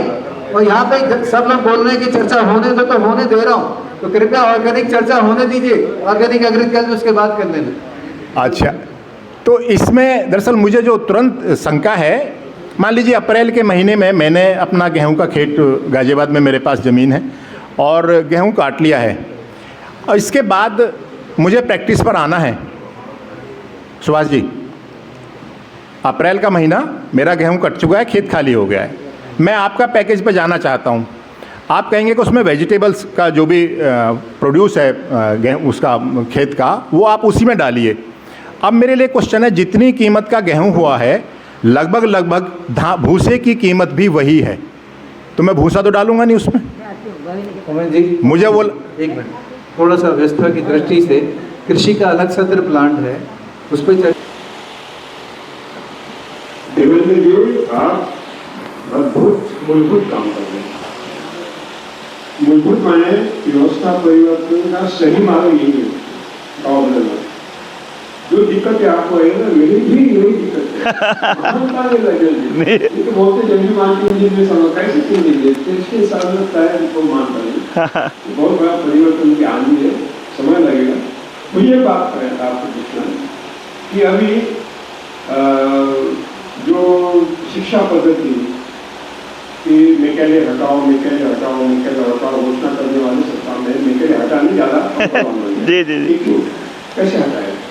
और हमारे बेटे बच्चे अभी इंग्लिश पढ़ रहे हैं, मातृभाषा में पढ़ने गए हैं, स्कूल बंद हो गए और कॉलेज में जाकर खुद जाते नहीं है, अपने मोबाइल पर ट्यूशन देते हैं और कॉलेज बंद है लेकिन उनका तनख्वाह चालू है। ये लोग जब भरा जा रहा है, इस जब से बाहर निकलने का आप जी ये बहुत ही मूल और बड़ा गजब क्वेश्चन है। देखिए, हमको मैकाले को हटाने की ज़रूरत नहीं है, हमको उसका नाम भी लेने की ज़रूरत नहीं है, वो अपने आप ख़त्म हो जाएगा। हम खुद ही उसका प्रचार करते रहते हैं। मूल रूप से जिस दिन हमारे गांव के आदमियों को एक बात समझ में आ गई कि शिक्षा आपको नौकरी के लिए चाहिए कि ज़िंदगी के लिए चाहिए, आपको कहीं पर दिखावे के लिए चाहिए या मतलब खुशी खुशी ज़िंदगी जीने के लिए चाहिए, तो हर आदमी इधर ही जाना चाहेगा जिधर हम लोग बात करना चाहते हैं। और दूसरी चीज़ है ये मोबाइल से पीछा छुड़ाना, और जो पढ़ रहे हैं अंग्रेज़ी में, अंग्रेज़ी पढ़ना बहुत ज़रूरी है। उसका कारण है हमारी जो हिंदी की पुस्तकें हैं, एक तो वो अवेलेबल नहीं है हमारे पास, आसानी से उपलब्ध नहीं है। दूसरी बात, जितने दुनिया के षड्यंत्रकारी हैं उन्होंने अपने षड्यंत्र को एक्सप्लेन करके अंग्रेजी में लिखा हुआ है। सिर्फ उसकी जानकारी मात्र के लिए अंग्रेजी ज़रूरी है। इस अंग्रेजी को माध्यम बनाना बहुत खतरनाक है। मातृभाषा में ही पढ़ाई हो और बच्चे सीख नहीं रहे हैं। आज के बच्चे याद कर रहे हैं खाली, और याद करने को और इन्फॉर्मेशन को ही सत्य मान रहे हैं। उस इन्फॉर्मेशन को उन लोगों को यकीन दिला दिया गया कि तुम 25 साल तक ये याद करते रहोगे और तुमको में से सबसे ज़्यादा जिसको याद रहेगा वो इंटेलिजेंट माना जाएगा। और उसका मूल कारण ये है कि जब भी हम कोई भी चीज़ पे कहीं भी कुछ उपलब्धि हासिल करते हैं और कुछ ऐसा करते हैं जो रिजल्ट के तौर पे यानी हमको लगे कि हमारी जीत हुई है, तो कुछ हार्मोन्स रिलीज होते हैं जो हमें हैप्पीनेस देते हैं। डोपामिन एक बड़ा कारण है। तो जो मोबाइल पे लगे रहने का कारण डोपामिन है।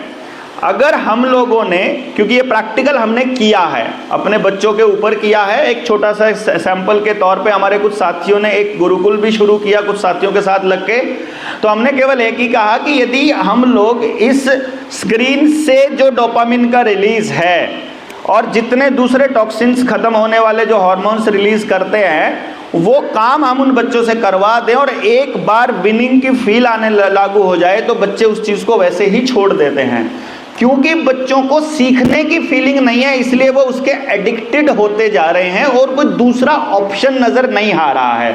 यदि ऑप्शन दिखाई दे, और तो मैंने देखा है आप में से भी, जब हम काम में यहाँ लगे हों और हमारा इंटरेस्ट बढ़िया हो, जैसे ही हमारा इंटरेस्ट होता है हमारा फ़ोन ऑटोमेटिकली नीचे रख जाता है। इंटरेस्ट लूज होते ही फ़ोन हाथ में अपने आप आ जाता है। मतलब हमको केवल इतना करना है कि बच्चा सुबह से लेकर रात तक जो कर रहा है, या इंसान जो सुबह से शाम तक कर रहा है, उसमें इस तरीके से डूब जाए कि उसको अपने समय और भूख प्यास की जो सेंस है वही भूल जाए। उसी सेंस पर ले जाने के लिए ये प्रोसेस है। ऐसी ही शिक्षा की हम लोग परिकल्पना कर रहे हैं कि बच्चे के पैशन को ही उसका प्रोफेशन और उसका जीवन बना दिया जाए, जिसमें कि वो अपने जीवन को बिल्कुल वैसे जी सके जैसे कोई ऋषि महात्मा और ज्ञानी जी रहा होता है। से बर्बादी, जो भी आदमी आज एआई का इस्तेमाल कर रहा है, वो आदमी इस देश के सर्वनाश में योगदान दे रहा है अपना। जितना ज़्यादा यूज़ कर रहा है उतना ज़्यादा योगदान। उसका कारण क्या है? वो जो षड्यंत्रकारी लोग हैं वो बहुत बड़ा गेम खेलते हैं इंफॉर्मेशन के साथ। अगर आपको इसके बारे में जानना है तो आपको एक किताब पढ़नी पड़ेगी, जॉर्ज ऑरवेल की 1984, जो उन्होंने 1948 में लिखी थी और 1949 में वो पब्लिश हुई थी। उसके पब्लिश होने के कुछ दिनों के बाद रहस्यमय स्थितियों में जॉर्ज ऑरवेल की मृत्यु हो गई थी। वो किताब पहले सरफेस पे नहीं आई थी, लेकिन आज दोबारा से सरफेस पे इसलिए आई दिखाई दे रही है कि जो उस आदमी ने आज से 70-75 साल पहले लिखा था, 77 साल पहले 1948 में, वो बातें आज एकदम सत्य साबित हो रही हैं। वही लिख के गया है जो आज हो रहा है। होता क्या है, इंफॉर्मेशन के सेंटर लिमिटेड हैं हमारे पास। हमें अगर आज से इतिहास के बारे में जानना हो तो या तो हमारे पास लाइब्रेरी में किताब मिलेगी या फिर आपको मिलेगा अखबार, जो लाइब्रेरीज में ही मिलेगा। घरों में हम अखबार नहीं रखते हैं, रद्दी में अगले महीने बेच देते हैं। उन लोगों के पास गेम प्लान क्या होता है कि वो लिख देते हैं कि हमको ऐसी दुनिया बनानी है, ऐसी दुनिया बनानी है करके इतने साल के बाद जब वो साल आता है तो वो देखते हैं अभी तक हम कितना काम कर चुके हैं। जितना कर चुके हैं वो लाइन कि ऐसा करना है, सेम डिट्टो बना के एक नया कॉपी बना के सेम अखबार को रिप्लेस कर दिया जाता है और सेम चीज को। यानी जितनी इंफॉर्मेशन आज हमारे पास लाइब्रेरीज के माध्यम से है, देयर इज ए चांस कि वो सारी की सारी छेड़खानी की गई हो, हम लोगों को भ्रम में डालने के लिए किया गया हो। तो जो लोग स्कूल कॉलेज के पढ़े लिखे लोग हैं, ज़्यादा चांसेज हैं कि वो बातें उन्हीं के हिसाब की करेंगे, सत्य की बात करने की बजाय। जैसे हमारे यूनिवर्सिटीज़, एग्रीकल्चर यूनिवर्सिटीज़ में है और सब जगह है, तो हमें ये यकीन दिला दिया गया कि यूनिवर्सिटीज़ आने के बाद उत्पादन बढ़ा है और ये सब अच्छा हुआ है, जबकि एक्चुअली ये बर्बाद ज़्यादा हुए हैं। ऐसे आपसे ज़्यादा कौन जानता है।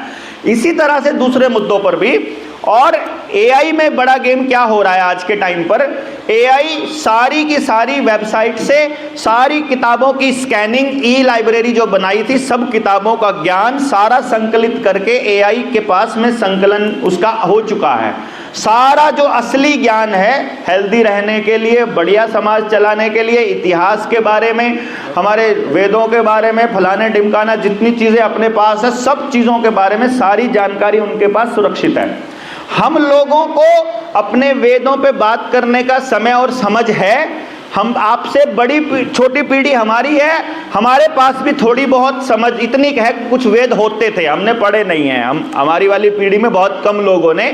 और जो नेक्स्ट जनरेशन है उसको तो पता ही नहीं है कि आपका जीवन और हमारा जीवन कैसे जिया जाता था, वो तो एआई से ही देख रहा है। तो आज एआई पर आपको बिल्कुल सटीक इंफॉर्मेशन मिल रही है। फिर एक दिन साइबर अटैक होगा, साइबर अटैक होकर के बिजली गायब रहेगी। 10 से 15 दिन में सारी बिजली, साइबर अटैक गायब होकर के सारा एआई, कंप्यूटर, मोबाइल सब फ्लैश हो जाएंगे।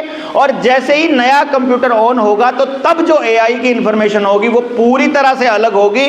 और आप लोग उस वक्त सीन में सही कहने के लिए नहीं होंगे, क्योंकि तब तक आप बिस्तर पकड़ चुके होंगे और बोलेंगे बैठे बैठे ऐसे ही बोलता रहता है, करता कुरता कुछ नहीं है, हमारी बात की वैल्यू खत्म। और जो एआई कह रही है वही सत्य माना जाएगा, क्योंकि आज आप लोग अपने बच्चों को कह रहे हो कि एआई सब सच बता रहा है। आज आप कह रहे हो जमीन में कुछ नहीं रखा है। That is why. धन्यवाद जी। मैं आऊँगा। इनको लगता है कि व्यवस्था परिवर्तन वास्तव में करना है। विवेकानंद भाई ने बात रखी, मैंने सवाल ज़्यादा नहीं करने दिए, मेरी मजबूरी है।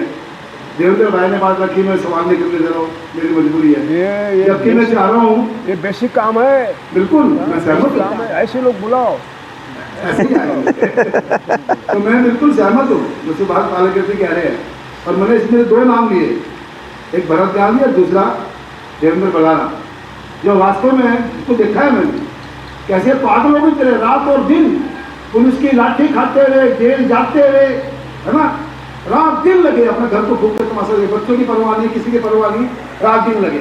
आपका व्हाट्सएप नंबर? हाँ, ये मेरा पर्सनल नंबर है, देना मत किसी को। समझते हैं दुनिया को, ये नहीं कि नहीं समझते, खाली पब्लिक को देना है तो ये देना। बिल्कुल, दुनिया को समझते हैं।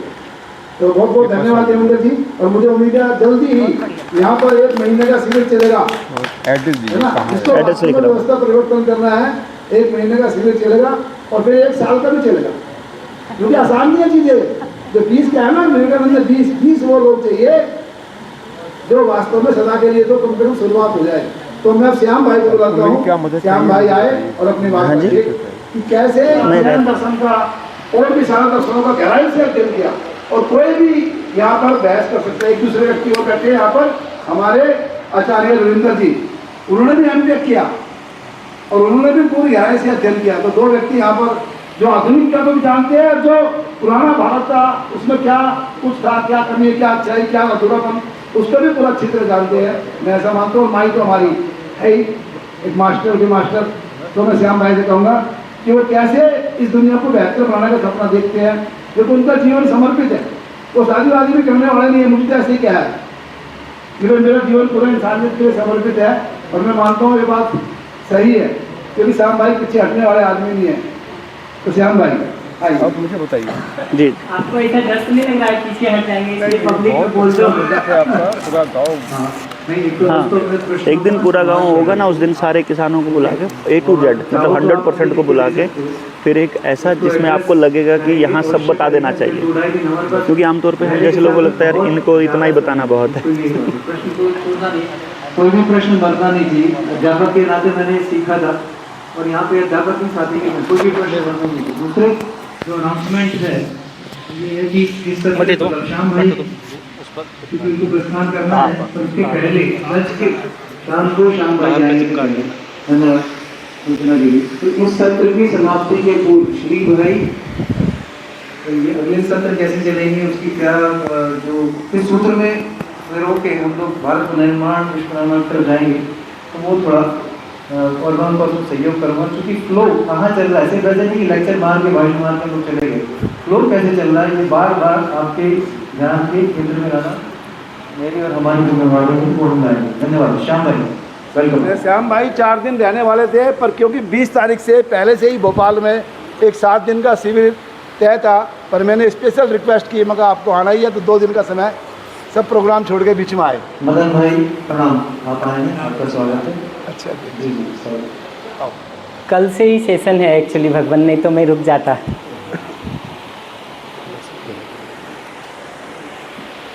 ठीक है,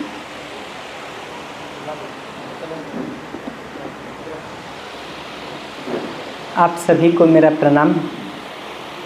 मैं तो सच कहूँ तो यहाँ सुनने आया था।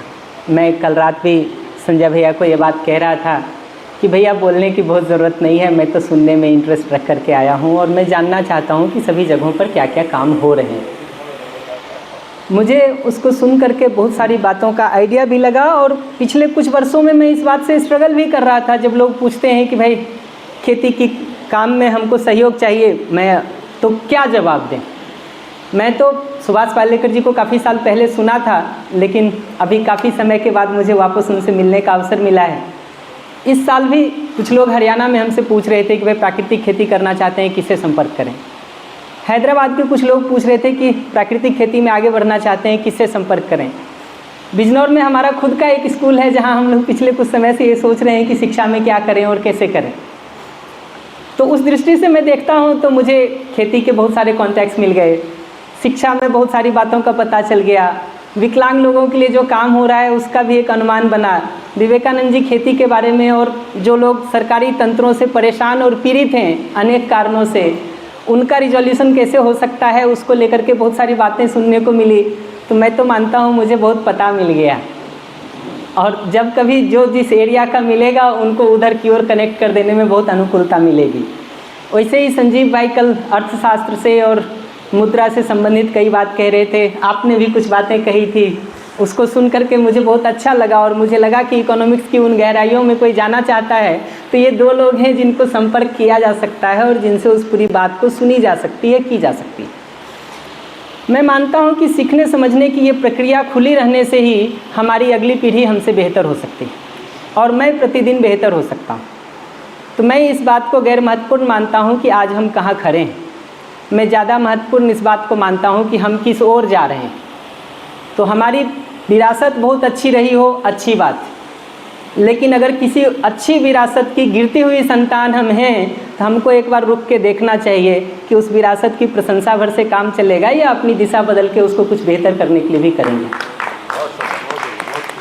तो मैं तो उस पक्ष से सोचने वाला व्यक्ति हूँ, और इस पक्ष से सोचने की एक शर्त मैं ये मानता हूँ कि समाज में समस्याएं हैं, ये तो हम सब देख लेते हैं।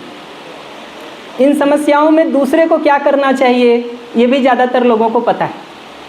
आप पूछिए किसी सड़क पे भी खड़े होकर के प्रधानमंत्री को क्या करना चाहिए, मुख्यमंत्री को क्या करना चाहिए, सब बता देगा क्या करना चाहिए। मेरे हिसाब से कठिन प्रश्न ये है कि जो आज की परिस्थिति है उसको सार्थक दिशा में मोड़ने में मेरी खुद की भूमिका क्या होगी। सिर्फ ये शिकायत करने के लिए हम बने हैं कि चीज़ें ठीक नहीं हो रही हैं, या उसको सार्थकता की ओर मोड़ने में अपना कुछ योगदान भी हमारा बनता है। परिस्थितियाँ कठिन हैं, ये हम सबको पता है, किसे नहीं पता है। मैं तो ये भी मानता हूँ कि इतने सारे लोग यहाँ आए हुए जो अलग अलग काम कर रहे हैं, ये खुद भी अपनी बहुत सारी चुनौतियों से जूझ रहे हैं। कुछ व्यक्तिगत चुनौतियाँ होगी, कुछ परिवार के स्तर की चुनौतियाँ होगी, कई सारी सामाजिक चुनौतियाँ हैं जिससे हम सब जूझ करके किसी तरह रास्ता निकालने की कोशिश कर रहे हैं। मैं मानता हूँ ऐसे लोगों को क्रिटिसिज्म करने से ज़्यादा बड़ा अपराध तो कुछ हो ही नहीं सकता है, क्योंकि इतनी सारी विपरीतताओं के बावजूद भी अगर आदमी कुछ आगे बढ़ने की तरफ काम कर रहा है तो मेरी भूमिका उसको सपोर्ट या सहयोग करने की होगी, या जो उसकी कमियां हैं सिर्फ उतने की शिकायत करने भर की होगी। और अगर कमियां हमको दिखाई भी देती हैं तो क्या उन कमियों को पॉइंट आउट कर देना भर ही समाधान है, या उसमें अपनी कुछ सार्थक भूमिका भी बनती है कि हम एक सहयोगी हाथ बढ़ा करके धीरे धीरे उसको बाहर निकलने में मदद कर सकें। तो समस्या पहचाने बहुत अच्छी बात है। एक आदमी गड्ढे में गिरा हुआ है, गिरे हुए आदमी को ही पता होता है कि वो गड्ढे में गिरा हुआ है। ये बता देने भर से वो निकल जाता है, ऐसा मुझे नहीं दिखता है। निकलने के लिए कहीं ना कहीं ज़रूरत होती है एक सपोर्टिंग हैंड की, और कैसे स्टेप बाय स्टेप उसमें से वो बाहर निकल सकता है, उस प्रक्रिया को बताने की और उसमें अपनी भूमिका सहयोगी के रूप में अदा करने की। मैं तो उस जगह से चीज़ों को सोचता हूँ। आज अगर मैं अपनी स्थिति देखूँ तो ये दिखाई देती। उस दृष्टि से देखेंगे तो व्यवस्था परिवर्तन के संदर्भ में भारत जी कुछ कहने कह रहे थे। मैं तो पहली बात यही कहूँगा कि व्यवस्था ऐसी चीज़ होती है जिसको हम बनाए रखना चाहते हैं, जिसको हम पुष्ट करना चाहते हैं, जिसको हम आगे बढ़ाना चाहते हैं। मेरी दृष्टि में तो जिसको हम बदलाव करना चाहते हैं वो व्यवस्था नहीं है, व्यवस्था के नाम पर अव्यवस्था है। यहाँ भी जब कभी व्यवस्था में चीज़ें चल रही होती हैं हम उसको बनाए रखना चाहते हैं, बचाए रखना चाहते हैं, आगे बढ़ाना चाहते हैं, न कि उसको उखाड़ के फेंक देना चाहते हैं। और जब कभी अव्यवस्था शुरू हो जाती है लगता है कुछ इंटरवेंशन करके इसको व्यवस्था की तरफ मोड़ा जाए। तो मेरी दृष्टि में तो जो चल रहा है वो अव्यवस्था है, उसको बदल के व्यवस्था में लाने की पहले तो ज़रूरत है, फिर उस व्यवस्था के दिनों दिन बेहतर और पुष्ट होने की ज़रूरत है। विज्ञान का विद्यार्थी होने के नाते मैं मानता हूँ कि ये संभव है। 30 साल पहले के मोबाइल को देखेंगे ना, मोटरोला के हथौड़े जैसे मोबाइल आते थे जो सिर फोड़ने के भी काम आ सकते थे।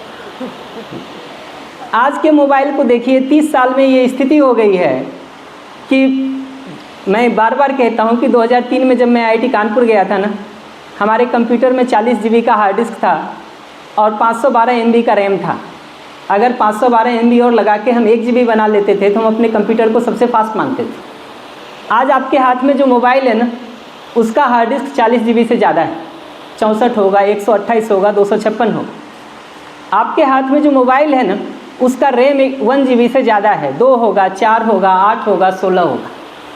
जब मोबाइल के क्षेत्र में हम दिनों दिन प्रगति कर सकते हैं तो व्यवस्था निर्माण की तरफ हम क्यों नहीं कर सकते। मुझे उसमें नहीं होने का कारण सिर्फ एक लगता है कि अगर एक ही आदमी कोई मोबाइल की उस टेक्नोलॉजी को जो 96 में उसने ढूंढा था अगर अपने घर में बांध के रखा होता और खुद ही वो उस पर काम कर रहा होता तो ये मोबाइल इतने इम्प्रूव नहीं होते। सामूहिक रूप से हम सब ने मिलकर के उस पर काम किया है तो उसका वो इम्प्रूवमेंट दिखाई देता है। और ये इम्प्रूवमेंट इतना अधिक है कि अगर आप 30 साल पहले देखेंगे ना, कम से कम 50 अलग अलग इंस्ट्रूमेंट आप यूज़ करते होंगे जो आज एक मोबाइल में। लोगों के हाथ से घड़ी गायब हो गई है क्योंकि टाइम देखने के लिए मोबाइल है। कैमरा ख़त्म हो गया है, मोबाइल है। हमारे समय में कैमरा होना बहुत फैशन की बात मानी जाती थी, ख़त्म हो गया, दिखाई नहीं देता लोगों के हाथ में। ट्रांजिस्टर और वॉकमैन लेके लोग घुमा करते थे, ख़त्म हो गया। नोटपैड का ज़माना ख़त्म होता जा रहा है क्योंकि उसमें लिखते जा रहे हैं। आप गिनते जाइएगा, कैलेंडर का एक एक करके गिनिएगा, 50 चीज़ें आपको दिखाई देगी, कैलकुलेटर जैसी, कैलेंडर जैसी, गिनते जाइए, स्टॉप वॉच जैसी, जो सब एक मोबाइल में आ गए, सब एक मोबाइल में आ गए। गिनते जाइए ना, आप 50 गिना सकते हैं। ये सब एक मोबाइल में आ गया हमारे सामूहिक प्रयास की बदौलत। जी हाँ, और क्या, ऐसा ही है।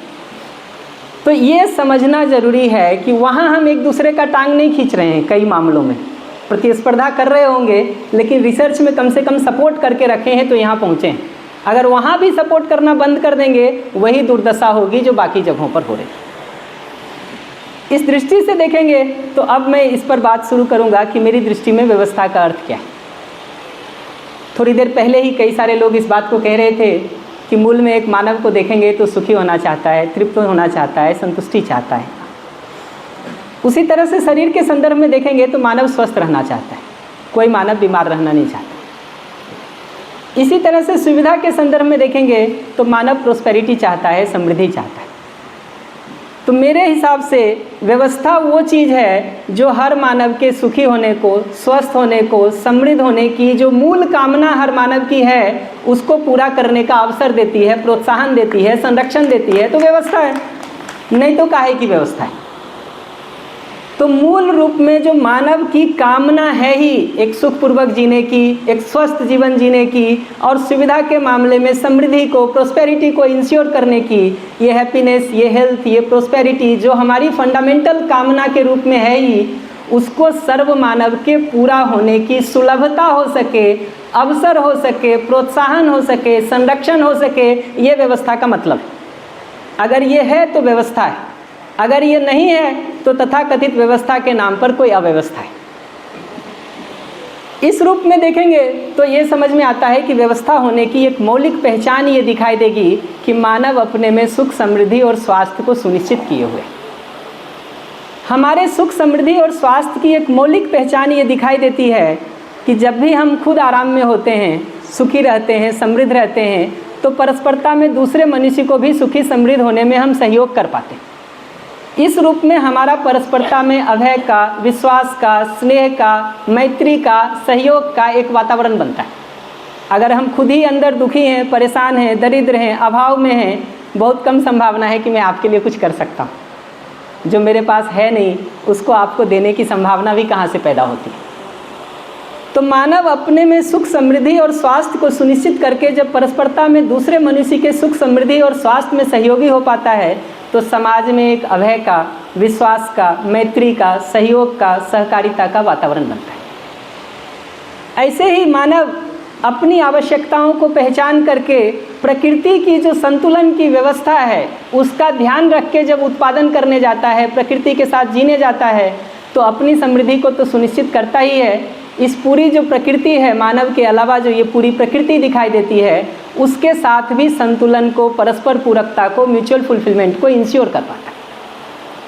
तो प्रकृति का जो साइकिल है, नेचुरल रूप में एक आवर्तनशीलता का, एक म्यूचुअल फुलफिलमेंट का जो साइकिल है ही, उस साइकिल को पहचान करके मानव उसमें भागीदारी कर पाता है, तो अपनी भी प्रोस्पेरिटी को इंश्योर कर पाता है और नेचर को भी दिनों दिन बेहतर बनाने में योगदान कर सकता है, खराब करना तो छोड़िए। और ये बात प्रकृति में दिखाई देती है। पेड़ पौधे हवा, पानी, मिट्टी को बेहतर बनाते हैं, न कि खराब करते हैं। हवा, पानी, मिट्टी से ही पोषण पाते हैं पेड़ पौधे और लौट करके उस हवा, पानी, मिट्टी को बेहतर बनाते हैं। कल आदरणीय सुभाष पालेकर जी इसी पर बात कर रहे थे कि जंगल में कोई हम खाद देने जाते हैं क्या? जंगल के मिट्टियाँ अगर मजबूत हो रही हैं तो वह जो पेड़ पौधे हैं उनके अवशेषों से ही पा करके हो रही हैं।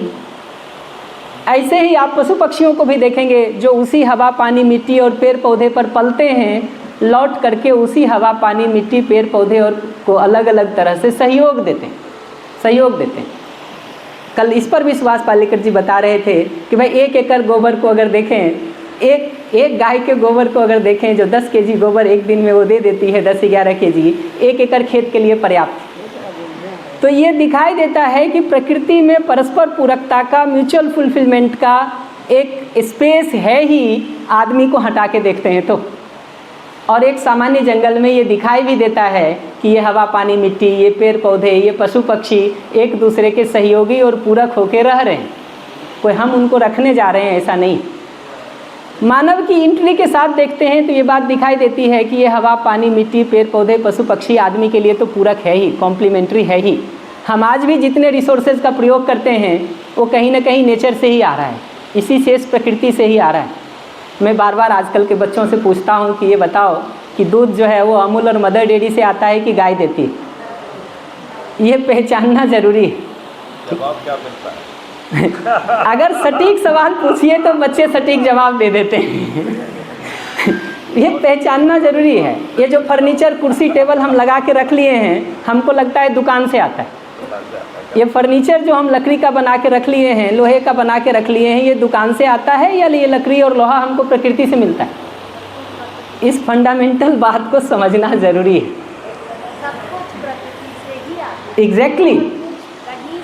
एग्जैक्टली और कोई सोर्स ही नहीं है उसके आने का। प्रकृति और मानव श्रम यही सोर्स है। प्लास्टिक का कुर्सी और आपका मोबाइल फोन, आपका जो माइक है, सब कुछ प्रकृति से। वेरी ट्रू, परफेक्टली एग्री हूँ मैं आपके साथ। तो ये समझना जरूरी है कि मानव जब इस प्रकृति के साथ अपने संतुलन को, अपनी भूमिका को, अपनी भागीदारी को पहचान करके जीता है, तो इस प्रकृति में, इस अस्तित्व में परस्पर पूरकता का, म्यूचुअल फुलफिलमेंट का, सहअस्तित्व का निर्वाह कर पाता है।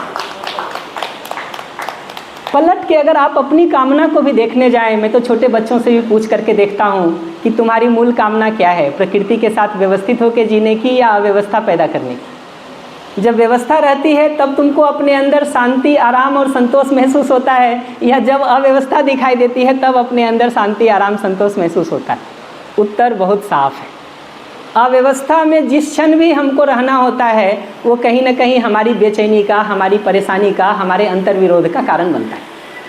एक आदमी हमको आज तक नहीं मिला जो ये कहे कि अव्यवस्था में रह के हमको बड़ा अच्छा लगता है। हमको तो नहीं मिला। देखना चाहिए उसको बात करके, यहाँ तो कम से कम पूछ के देख सकते हैं। देखिए, कहीं भी आप आदमी से पूछिए ना, अव्यवस्था में तो एक आदमी एक क्षण के लिए भी रहने को पसंद नहीं करता। मजबूरी हो, बाध्यता हो, ये एक अलग बात है, लेकिन इस मुद्दे पर मैं अभी नहीं जाता। यहाँ के लिए तो क्लियर है ना, उसी से आगे बढ़ लेते हैं। तो व्यवस्थित होने का मतलब है एक मानव की सुख, समृद्धि, स्वास्थ्य का सुनिश्चित होना, दूसरे मनुष्यों के साथ समाज में जीते हुए अभय का, विश्वास का, मैत्री का, सहयोग का वातावरण हो पाना, और इस पूरी प्रकृति अस्तित्व के साथ जीते हुए परस्पर पूरकता का, म्यूचुअल कॉम्प्लीमेंट्रीनेस का निर्वाह कर पाना, ये व्यवस्था के लक्ष्य के रूप में दिखाई देता है। तो जो हम मानव की कामना है ही, उसके लिए अनुकूलता, अवसर, प्रोत्साहन, संरक्षण, वातावरण ये प्रोवाइड करना व्यवस्था का काम है। अगला प्रश्न ये बनता है कि अगर ऐसी व्यवस्था चाहते हैं तो उसके लिए क्या क्या काम करने की ज़रूरत है, हमारी भागीदारी, भूमिका उसमें क्या बनती है। तो इस दृष्टि से देखेंगे तो 5-6 आयाम पर मैं एक एक करके बात करना चाहूँगा। शिक्षा पर, स्वास्थ्य पर, उत्पादन पर, विनिमय या एक्सचेंज पर, न्याय की प्रणाली पर, एडमिनिस्ट्रेशन पर, इतने मुद्दों पर मैं जो समय है उसमें थोड़ी थोड़ी बात कर देता हूँ। बात तो एक एक मुद्दे पर बहुत विस्तार से हो सकती है, और मैं कुछ भी कहने के पहले ये कह दूँ कि मैं ये नहीं कह रहा हूँ कि ये अंतिम समाधान है। मैं ये कह रहा हूँ कि ये समाधान पर चर्चा करने का स्टार्टिंग पॉइंट है, एंट्री पॉइंट है, प्रारंभिक बिंदु है, जहाँ से हम बात को शुरू कर सकते हैं। तो ये कोई फाइनल सॉल्यूशन है जिसको इम्प्लीमेंट करना है, मैं इस जगह पर नहीं बात कर रहा हूँ। लेकिन इस जगह पर ज़रूर बात कर रहा हूँ कि शिक्षा में, स्वास्थ्य में, उत्पादन में, विनिमय या एक्सचेंज में, न्याय में, एडमिनिस्ट्रेशन में क्या बातें होने की ज़रूरत है, उस पर चर्चा तो शुरू। तो शिक्षा की जगह से देखेंगे ना, तो पहली चीज़ हमको यही दिखाई देती है कि आज की शिक्षा प्रधानता से आदमी को नौकरी करने के लिए तैयार है। आईआईटी जैसी जगहों पर भी खड़ा होकर के देखिए कि शिक्षा की उपलब्धि क्या है, नौकरी लग गई और कितने लाख की लगी, यही उपलब्धि। दुर्भाग्य की बात उसमें भी दिखाई देती है कि अपनी नौकरी 25 लाख की लगी हो ना, और बगल वाले की 30 लाख की लग जाए, अपना 25 लाख का नौकरी बेकार लगने लगता है उसी पढ़ाई में, जबकि अपना एक पैसा कम नहीं हुआ है, अभी वही 25 लाख मिलेगा, वो 24 नहीं हो गया। तो इस पूरी शिक्षा में तो ये बात दिखाई देती है कि आदमी सुविधा को कमाने के कुछ लायक हो पाता है, वो भी अगर ठीक से देखिएगा ना तो नौकरी की मानसिकता के लायक हो पाता है, न कि उत्पादन की मानसिकता बनती। तो मेरे हिसाब से शिक्षा में कम से कम अगर देखिएगा तो 3-4 चीज़ों को शिफ्ट होने की ज़रूरत है। नौकरी की मानसिकता के बदले उत्पादन की मानसिकता का हो पाना, प्रोडक्शन की मानसिकता का हो पाना, चाहे वो खेती से करे, चाहे गौपालन से करे, चाहे कुर्सी बना के करे कि घर बना के करे, उत्पादन की मानसिकता का होना शिक्षा में मूलभूत आवश्यकता है। इसके साथ दूसरी बात देखेंगे ना तो ये दिखता है कि सिर्फ सुविधा से आदमी की ज़िंदगी नहीं चलती, आदमी के जीने के और भी बहुत आयाम हैं। हम लोग अपने परिचय शिविरों में बार बार ये बात कहते रहते हैं कि हमको गर्मी लगती है ना, हम एसी लगा के, पंखा लगा के, कूलर लगा के गर्मी की प्रॉब्लम को हल कर लेते हैं। बैठने की जगह नहीं हो, हम गद्दे बिछा के, कुर्सी लगा के, सोफ़ा लगा के उस प्रॉब्लम को हल कर लेते हैं।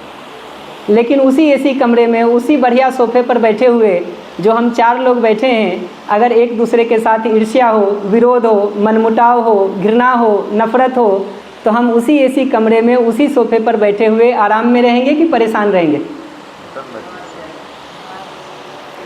बीमार हो जाएंगे। एक एसी और लगा देने से ये प्रॉब्लम हल हो जाएगी क्या? सोफ़ा थोड़ा महंगा खरीद के ले आएंगे तो ये प्रॉब्लम हल हो जाएगी क्या? घर आपका गांव में हो, उसको उठा के शहर के बीच मोहल्ले में 3 BHK का कमरा खरीद लेंगे तो ये प्रॉब्लम हल हो जाएगी क्या? नहीं होगी। उत्तर साफ है। तो ये दिखना ज़रूरी है कि संबंध में भाव और व्यवहार का ठीक होना भी आदमी की एक मूलभूत आवश्यकता है, जो सुविधा से नहीं पूरी होती। तो शिक्षा में संबंध को समझने की, संबंध में विश्वास, सम्मान, स्नेह, प्रेम जैसे भावों को समझने का और उसको जीने का योग्यता विकसित करेंगे कि नहीं करेंगे? और अगर वो नहीं करेंगे तो 10 साल, 20 साल, 25 साल के बाद जब हमारा बच्चा होकर के, बड़ा होकर के परिवार और समाज में जीने जाएगा तो समस्या बनेगा कि समाधान बनेगा? जिस काम के लिए हम तैयारी ही नहीं कर रहे, होमवर्क ही नहीं कर रहे, समय और प्रयास ही नहीं लगा रहे, वहाँ आफत झेलेगा कि नहीं झेलेगा? मैं बार बार ये सवाल पूछता हूँ कि आप एक बच्चे को बचपन से ना स्कूल भेजिए, ना घर में पढ़ाइए, उसको अंग्रेजी मत सिखाइए, गणित मत सिखाइए, विज्ञान मत सिखाइए, ना घर में सिखाइए, ना स्कूल में सिखाइए, ठीक, ना अल्टरनेटिव कोई सोर्स दीजिए। उम्र बढ़ने के साथ साथ उसको गणित, विज्ञान और अंग्रेजी आ जाएगी क्या? 10th बोर्ड में 15 साल का उम्र होने के बाद उसको बैठा देंगे तो वो पास कर जाएगा क्या? उत्तर बहुत साफ है ना। तो संबंध पूर्वक जीने की शिक्षा का होना आदमी के लिए ज़रूरी है, और सुविधा कितनी भी अधिक हो जाए उससे संबंध पूर्वक जीना नहीं आ जाता है, नहीं आ जाता है। तो एसी बदल लेने से, सोफ़ा बदल लेने से, घर बदल लेने से व्यवहार और भाव ठीक नहीं हो जाते। और आप अपने से ही पूछ के देख लीजिए कि परस्परता में एक दूसरे के साथ जीते हुए आपको विश्वास का भाव सहज रूप में स्वीकार होता है या अविश्वास का? सम्मान का भाव सहज रूप में स्वीकार होता है या अपमान का? स्नेह का भाव सहज रूप में स्वीकार होता है या विरोध का? प्रेम का भाव सहज रूप में स्वीकार होता है या घृणा का? उत्तर साफ है ना। मुझे लगता है कि ये जो बड़े बड़े सवालों के उत्तर हैं ना, वो आदमी थोड़ा सा अपने में ध्यान देने जाए तो साफ साफ दिखाई देता है। समस्या उत्तर की नहीं है, समस्या सही शिक्षा के अभाव की। तो शिक्षा में एक दूसरा आयाम जो दिखता है ना, वो संबंध में भावपूर्वक जीने की शिक्षा का दिखता है। ऐसे ही शिक्षा का एक आयाम ये भी दिखता है कि आदमी को अगर अपनी ज़िंदगी के लक्ष्य क्लियर ही नहीं हो, कार्यक्रम क्लियर ही नहीं हो, अपनी सुविधा की आवश्यकता क्या है उसी का पता नहीं हो, पूरकता के साथ प्रकृति में जीते हुए उसका उत्पादन कैसे कर सकते हैं इसी का पता नहीं हो, व्यवस्थित समाज के स्वरूप का पता नहीं हो, उसमें अपनी भागीदारी कैसे करें इस बात का पता नहीं हो, आदमी चाहते न चाहते हुए भी गलती करता ही रहेगा। तो कहीं ना कहीं मानव अपने को व्यवस्थित रखने की कैसे रख सकता है इस बात की समझ होना, परिवार में संबंधों में कैसे ठीक जी सकता है इस बात की समझ होना, समाज में व्यवस्था में कैसे सार्थक भागीदारी को कर सकता है इस बात की समझ होना, और इस पूरे प्रकृति, पूरे अस्तित्व के साथ संतुलन को समझ करके भागीदारी करना, ये समझना आदमी की मूलभूत आवश्यकता दिखाई देती है। समझ के बिना हम शरीर को स्वस्थ रखना तो चाहते हैं, रख नहीं पाते। आज जो ज़्यादातर लोग बीमार हो रहे हैं वो सुविधा के अभाव से बीमार नहीं हो रहे। ये ब्लड प्रेशर, ये कोलेस्ट्रॉल, ये डायबिटीज़, ये जो प्रॉब्लम आज के दिन दिखाई दे रही है ना, ये भूखमरी के कारण नहीं दिखाई दे रही है, खाने का अभाव है इसलिए नहीं दिखाई दे रहा है, बल्कि हम ज़्यादा खा रहे हैं या ऐसी चीज़ें खा रहे हैं जो शरीर स्वास्थ्य के अनुकूल नहीं है, इसलिए प्रॉब्लम। तो हमको ये समझना ज़रूरी है कि समझना आदमी की एक मूलभूत आवश्यकता है। एग्जैक्टली तो ये ज़रूरी है। शिक्षा की जगह से देखिएगा ना तो ये ज़रूरी है। आगे देखिएगा तो ये तो शिक्षा की वस्तु के बारे में मैंने बात कही कि क्या शिक्षा में होना चाहिए और हो क्या रहा है। प्रोसेस को देखेंगे, प्रक्रिया को देखेंगे कि शिक्षा की प्रक्रिया क्या है। मेरा इतने दिनों का अनुभव ये कहता है कि शिक्षा संबंध पूर्वक स्नेह और मैत्री के भाव के साथ, अपनेपन के साथ दूसरे को अपने से बेहतर बनाने की दृष्टि से किया गया सहयोग है कि नहीं? हाँ, रिपीट कर देता हूँ। शिक्षा की प्रक्रिया को देखिए ना, आप दूसरे से सीखने समझने को कब तैयार होते हैं? जब वो स्नेह, मैत्री, संबंध और सहयोग के साथ आपको कुछ बताता है, या जब आपको पहली लाइन से अपमान, द्वेष और विरोध से प्रस्तुत होता है? तो मैं ये कह रहा हूँ कि शिक्षा की प्रक्रिया को देखेंगे तो स्नेह पूर्वक, मैत्री और संबंध के साथ अगला हमसे आगे बढ़ सके, इसके लिए की जाने वाली प्रक्रिया है। मैं तो मानता हूँ मेरी शिक्षा तब सफल है, मेरा कहना तब सफल है जब जो मैंने 20 साल में सीखा वो 2 साल में अगली पीढ़ी को बता दूँ। तब तो उसका कोई मतलब है जी। हम आपको भी 20 साल अगर वैसे ही घास छीलना पड़े जैसे हमने छीला, तो काहे की शिक्षा? अगर आदरणीय सुभाष पालेकर जी ने 30 साल 40 साल काम करके खेती में कुछ पाया है, ठीक, तो अगले को बताने में 30 साल और 40 साल लगेंगे क्या? और अगर लगता है तो शिक्षा व्यर्थ है, और अगर अगली पीढ़ी उससे बेकार तैयार होती है तो शिक्षा निश्चित रूप से व्यर्थ है। तो कहीं ना कहीं शिक्षा का मतलब यह है, प्रक्रिया स्नेह के साथ, मैत्री के साथ, संबंध पूर्वक उस बच्चे के टैलेंट को, योग्यता को पहचान करके कदम दर कदम वो आगे कैसे बढ़ सकता है, उसमें अपनी भूमिका को अदा करने की है, ताकि वो अगली पीढ़ी हमसे बेहतर हो सके। और मूल में देखिएगा तो कामना भी हमारी यही है। एक माँ बाप यही चाहते हैं कि उसका बच्चा उनसे आगे बढ़ सके, कि नहीं? एक सच्चा शिक्षक भी यही चाहेगा कि उसका छात्र उससे आगे बढ़ सके। हम सिर्फ इतना ही बात कह रहे हैं कि ये बात जो एक अपने बच्चे के लिए या अपने छात्र के लिए सोच रहे हैं, ये अंततोगत्वा समाज के हर बच्चे और हर छात्र के साथ अपनापन को देख करके हम सोच सकें, इतना ही परिवर्तन का ज़रूरत है। तो शिक्षा की वस्तु प्रक्रिया पर मैं बात को यहाँ रोक लेता हूँ, बातें तो और भी इसमें की जा सकती हैं।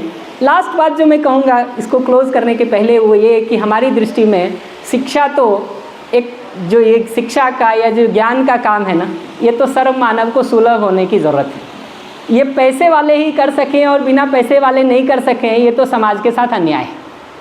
तो कहीं ना कहीं सही शिक्षा का अवसर तो हर मानव के पास उपलब्ध होना चाहिए, और ये जिम्मेदारी समाज की बनती है कि वो अगली पीढ़ी के हर संतान को सार्थक शिक्षा कैसे उपलब्ध कर सके। और अगर एक भी बच्चे को सार्थक शिक्षा नहीं मिल रही है, तो अपने परिवार की दृष्टि से भले हम अपराध कर रहे हो या नहीं, समाज की दृष्टि से हम निश्चित रूप से अपराध कर रहे हैं। क्योंकि जो बच्चा आगे बढ़ सकता था, जो बीज आगे वृक्ष बन सकता था, हमने उसको बीज की जगह पे ही कुचल दिया। और हमको ये समझने की ज़रूरत है कि समाज में अगर हम किसी को नहीं बेहतर होने में सहयोग कर रहे हैं, कल को वो अपराधी बनने वाला है। कल को वो हमारे ही घर पर, हमारे ही बच्चों के ऊपर पत्थर फेंकने वाला है। ठीक है, ये समझना हमको ज़रूरी है कि ये चीज़ें इतनी जुड़ी हुई हैं कि हम टुकड़े में काट करके चीज़ों को नहीं ठीक कर सकते। ये ऐसा है कि समुद्र में चलती हुई नाव में ना कोई भी आदमी छेद करे, डूबेगा तो सब डूबेगा। आज तो हमारी धरती उस जगह पे पहुंच गई है कि पॉल्यूशन आप पैदा करें कि हम पैदा करें, ये गैर महत्वपूर्ण है। रेट ये हो गया है कि कोई भी देश अगर उस काम को कर रहा है जिससे धरती का लेवल खराब हो जाए, पर्यावरण खराब हो जाए, तो हम सब साथ मरेंगे जी। We are sinking, we are travelling on the same boat. तो ऐसा नहीं है कि छेद आप करेंगे कि हम करेंगे, छेद कोई भी करे, डूबना सबको है। एग्जैक्टली। तो शिक्षा की बात को मैं रोक लेता हूँ, स्वास्थ्य पर आता हूँ। स्वास्थ्य के डायमेंशन में देखेंगे ना, तो एक प्रश्न मैं बार बार सबसे पूछता रहता हूँ कि आप क्या चाहते हैं? बार बार आप बीमार पड़ें, बढ़िया एम्बुलेंस की सुविधा 3 सेकंड में आपको उपलब्ध हो जाए, 100 मीटर पर हॉस्पिटल उपलब्ध हो, वहाँ जाके अपना ऑपरेशन करा के घर लौट आएँ, अगले 6 महीने बाद फिर यही प्रक्रिया दोहराते रहें, ये चाहते हैं? या हमारा शरीर स्वस्थ रहे, ये चाहते हैं? उत्तर तो साफ है ना। तो हमको ये समझना ज़रूरी है। अगला प्रश्न आपसे ही पूछ लेता हूँ, स्वस्थ रहने की दृष्टि से हॉस्पिटल होना महत्वपूर्ण है या अपना आहार, अपना विहार, अपनी दिनचर्या, अपना रोज का जीना वो ठीक होना महत्वपूर्ण है? जी सारे हॉस्पिटल्स को निकाल उत्तर साफ है ना। ठीक।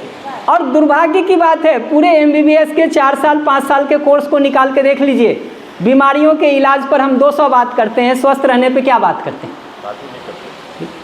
कौन सा डॉक्टर है आज के दिन जो समाज में स्वास्थ्य को लेके काम कर रहा है? बड़ी मुश्किल से कोई होंगे। जब ये जनरल स्टेटमेंट कहे जाते हैं ना, तो ज़्यादातर लोगों को देख के कहे जाते हैं। अपवाद जरूर होंगे, मैं उसको मना नहीं कर रहा हूँ, लेकिन जो सामान्य रूप से चल रहा है उसी अर्थ में बातों को लिया जाए, अपवाद को अपवाद की तरह ही देखा जाए। तो ये दिखाई देता है कि स्वस्थ रहने की दिशा में पहला मूलभूत बात है अपने आहार को, अपने विहार को, रहन सहन को, दिनचर्या को पहचानना और उसको अपने जीने में ठीक करना। ऐसे ही इसी से जुड़ा हुआ दूसरा मुद्दा आता है कि अगर हम आहार को ठीक करने की बात करेंगे तो हमारा भोजन, हवा, पानी ये सब शुद्ध रहे और उसकी उत्पादन की प्रक्रिया शुद्ध रहे, ये ज़रूरी है। नहीं तो अगर जहर उगाया हुआ दिया जा रहा है तो हम खाएंगे क्या? अभी कई बार हमको लगता है कि पैसे से ये सारी चीज़ें मिल जाती हैं।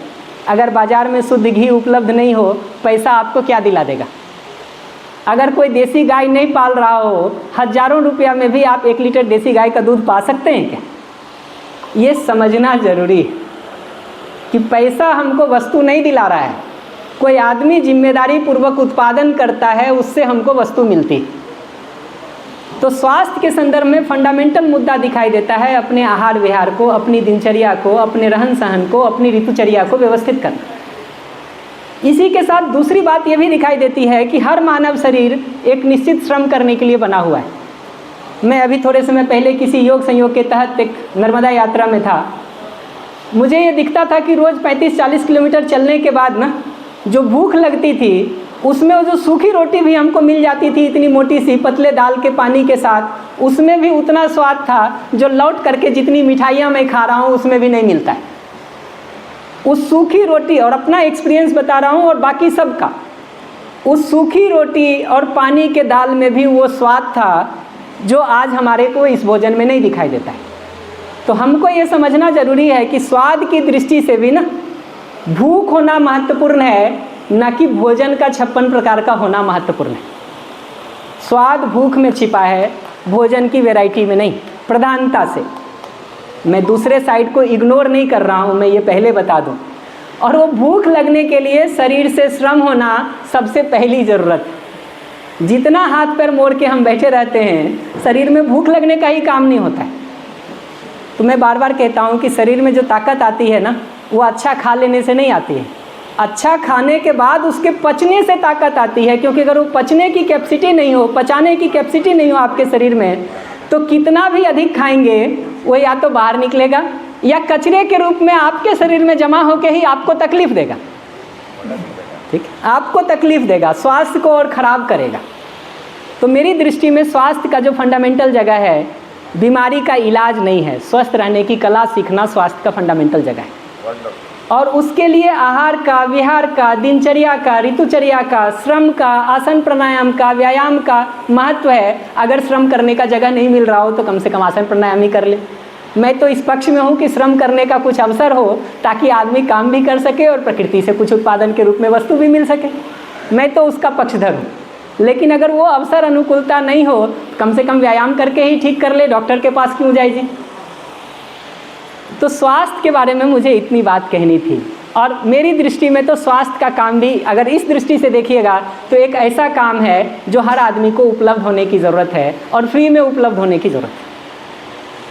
लास्ट बात मैं इसमें कह के क्लोज करूँगा कि अगर बीमारी हो ही जाती है और इलाज ही करना पड़े तो हमको देखना चाहिए कि जो हमारे घर परिवार में सामान्य रूप से आहार की वस्तुएं उपलब्ध हैं, ठीक, अनेक तरह के मसाले उपलब्ध हैं, अनेक तरह की वस्तुएं उपलब्ध हैं, ये हवा, पानी, मिट्टी हमारे पास उपलब्ध है, आसपास के पेड़ पौधे की जड़ी बूटियाँ उपलब्ध हैं, क्या इनसे इलाज को हम कर सकते कि नहीं कर सकते? वो कला हमारे पास हो, उसका संवर्धन, संरक्षण, प्रोत्साहन हम कर सकें। वो कला नहीं हो, हम में से कुछ लोग उसमें अपने को इन्वेस्ट करके धीरे धीरे उन कलाओं को विकसित कर सकें। कम से कम इतिहास इस बात को तो बताता है कि वो कलाएं संभव हैं। आज भी बहुत सारे लोग अलग अलग जगहों पर नेचुरोपैथी में, आयुर्वेद में अनेक तरह के प्रयोग कर ही रहे हैं। मैं ये दावा तो नहीं कर सकता कि उनसे सारी चीज़ें ठीक होती हैं कि नहीं, क्योंकि मैं नहीं देखा हूँ। लेकिन मैं ये बात ज़रूर कहूँगा कि अगर आदमी उस दिशा में प्रयास करेगा तो आगे तो बढ़ ही सकता है। जी हाँ जी।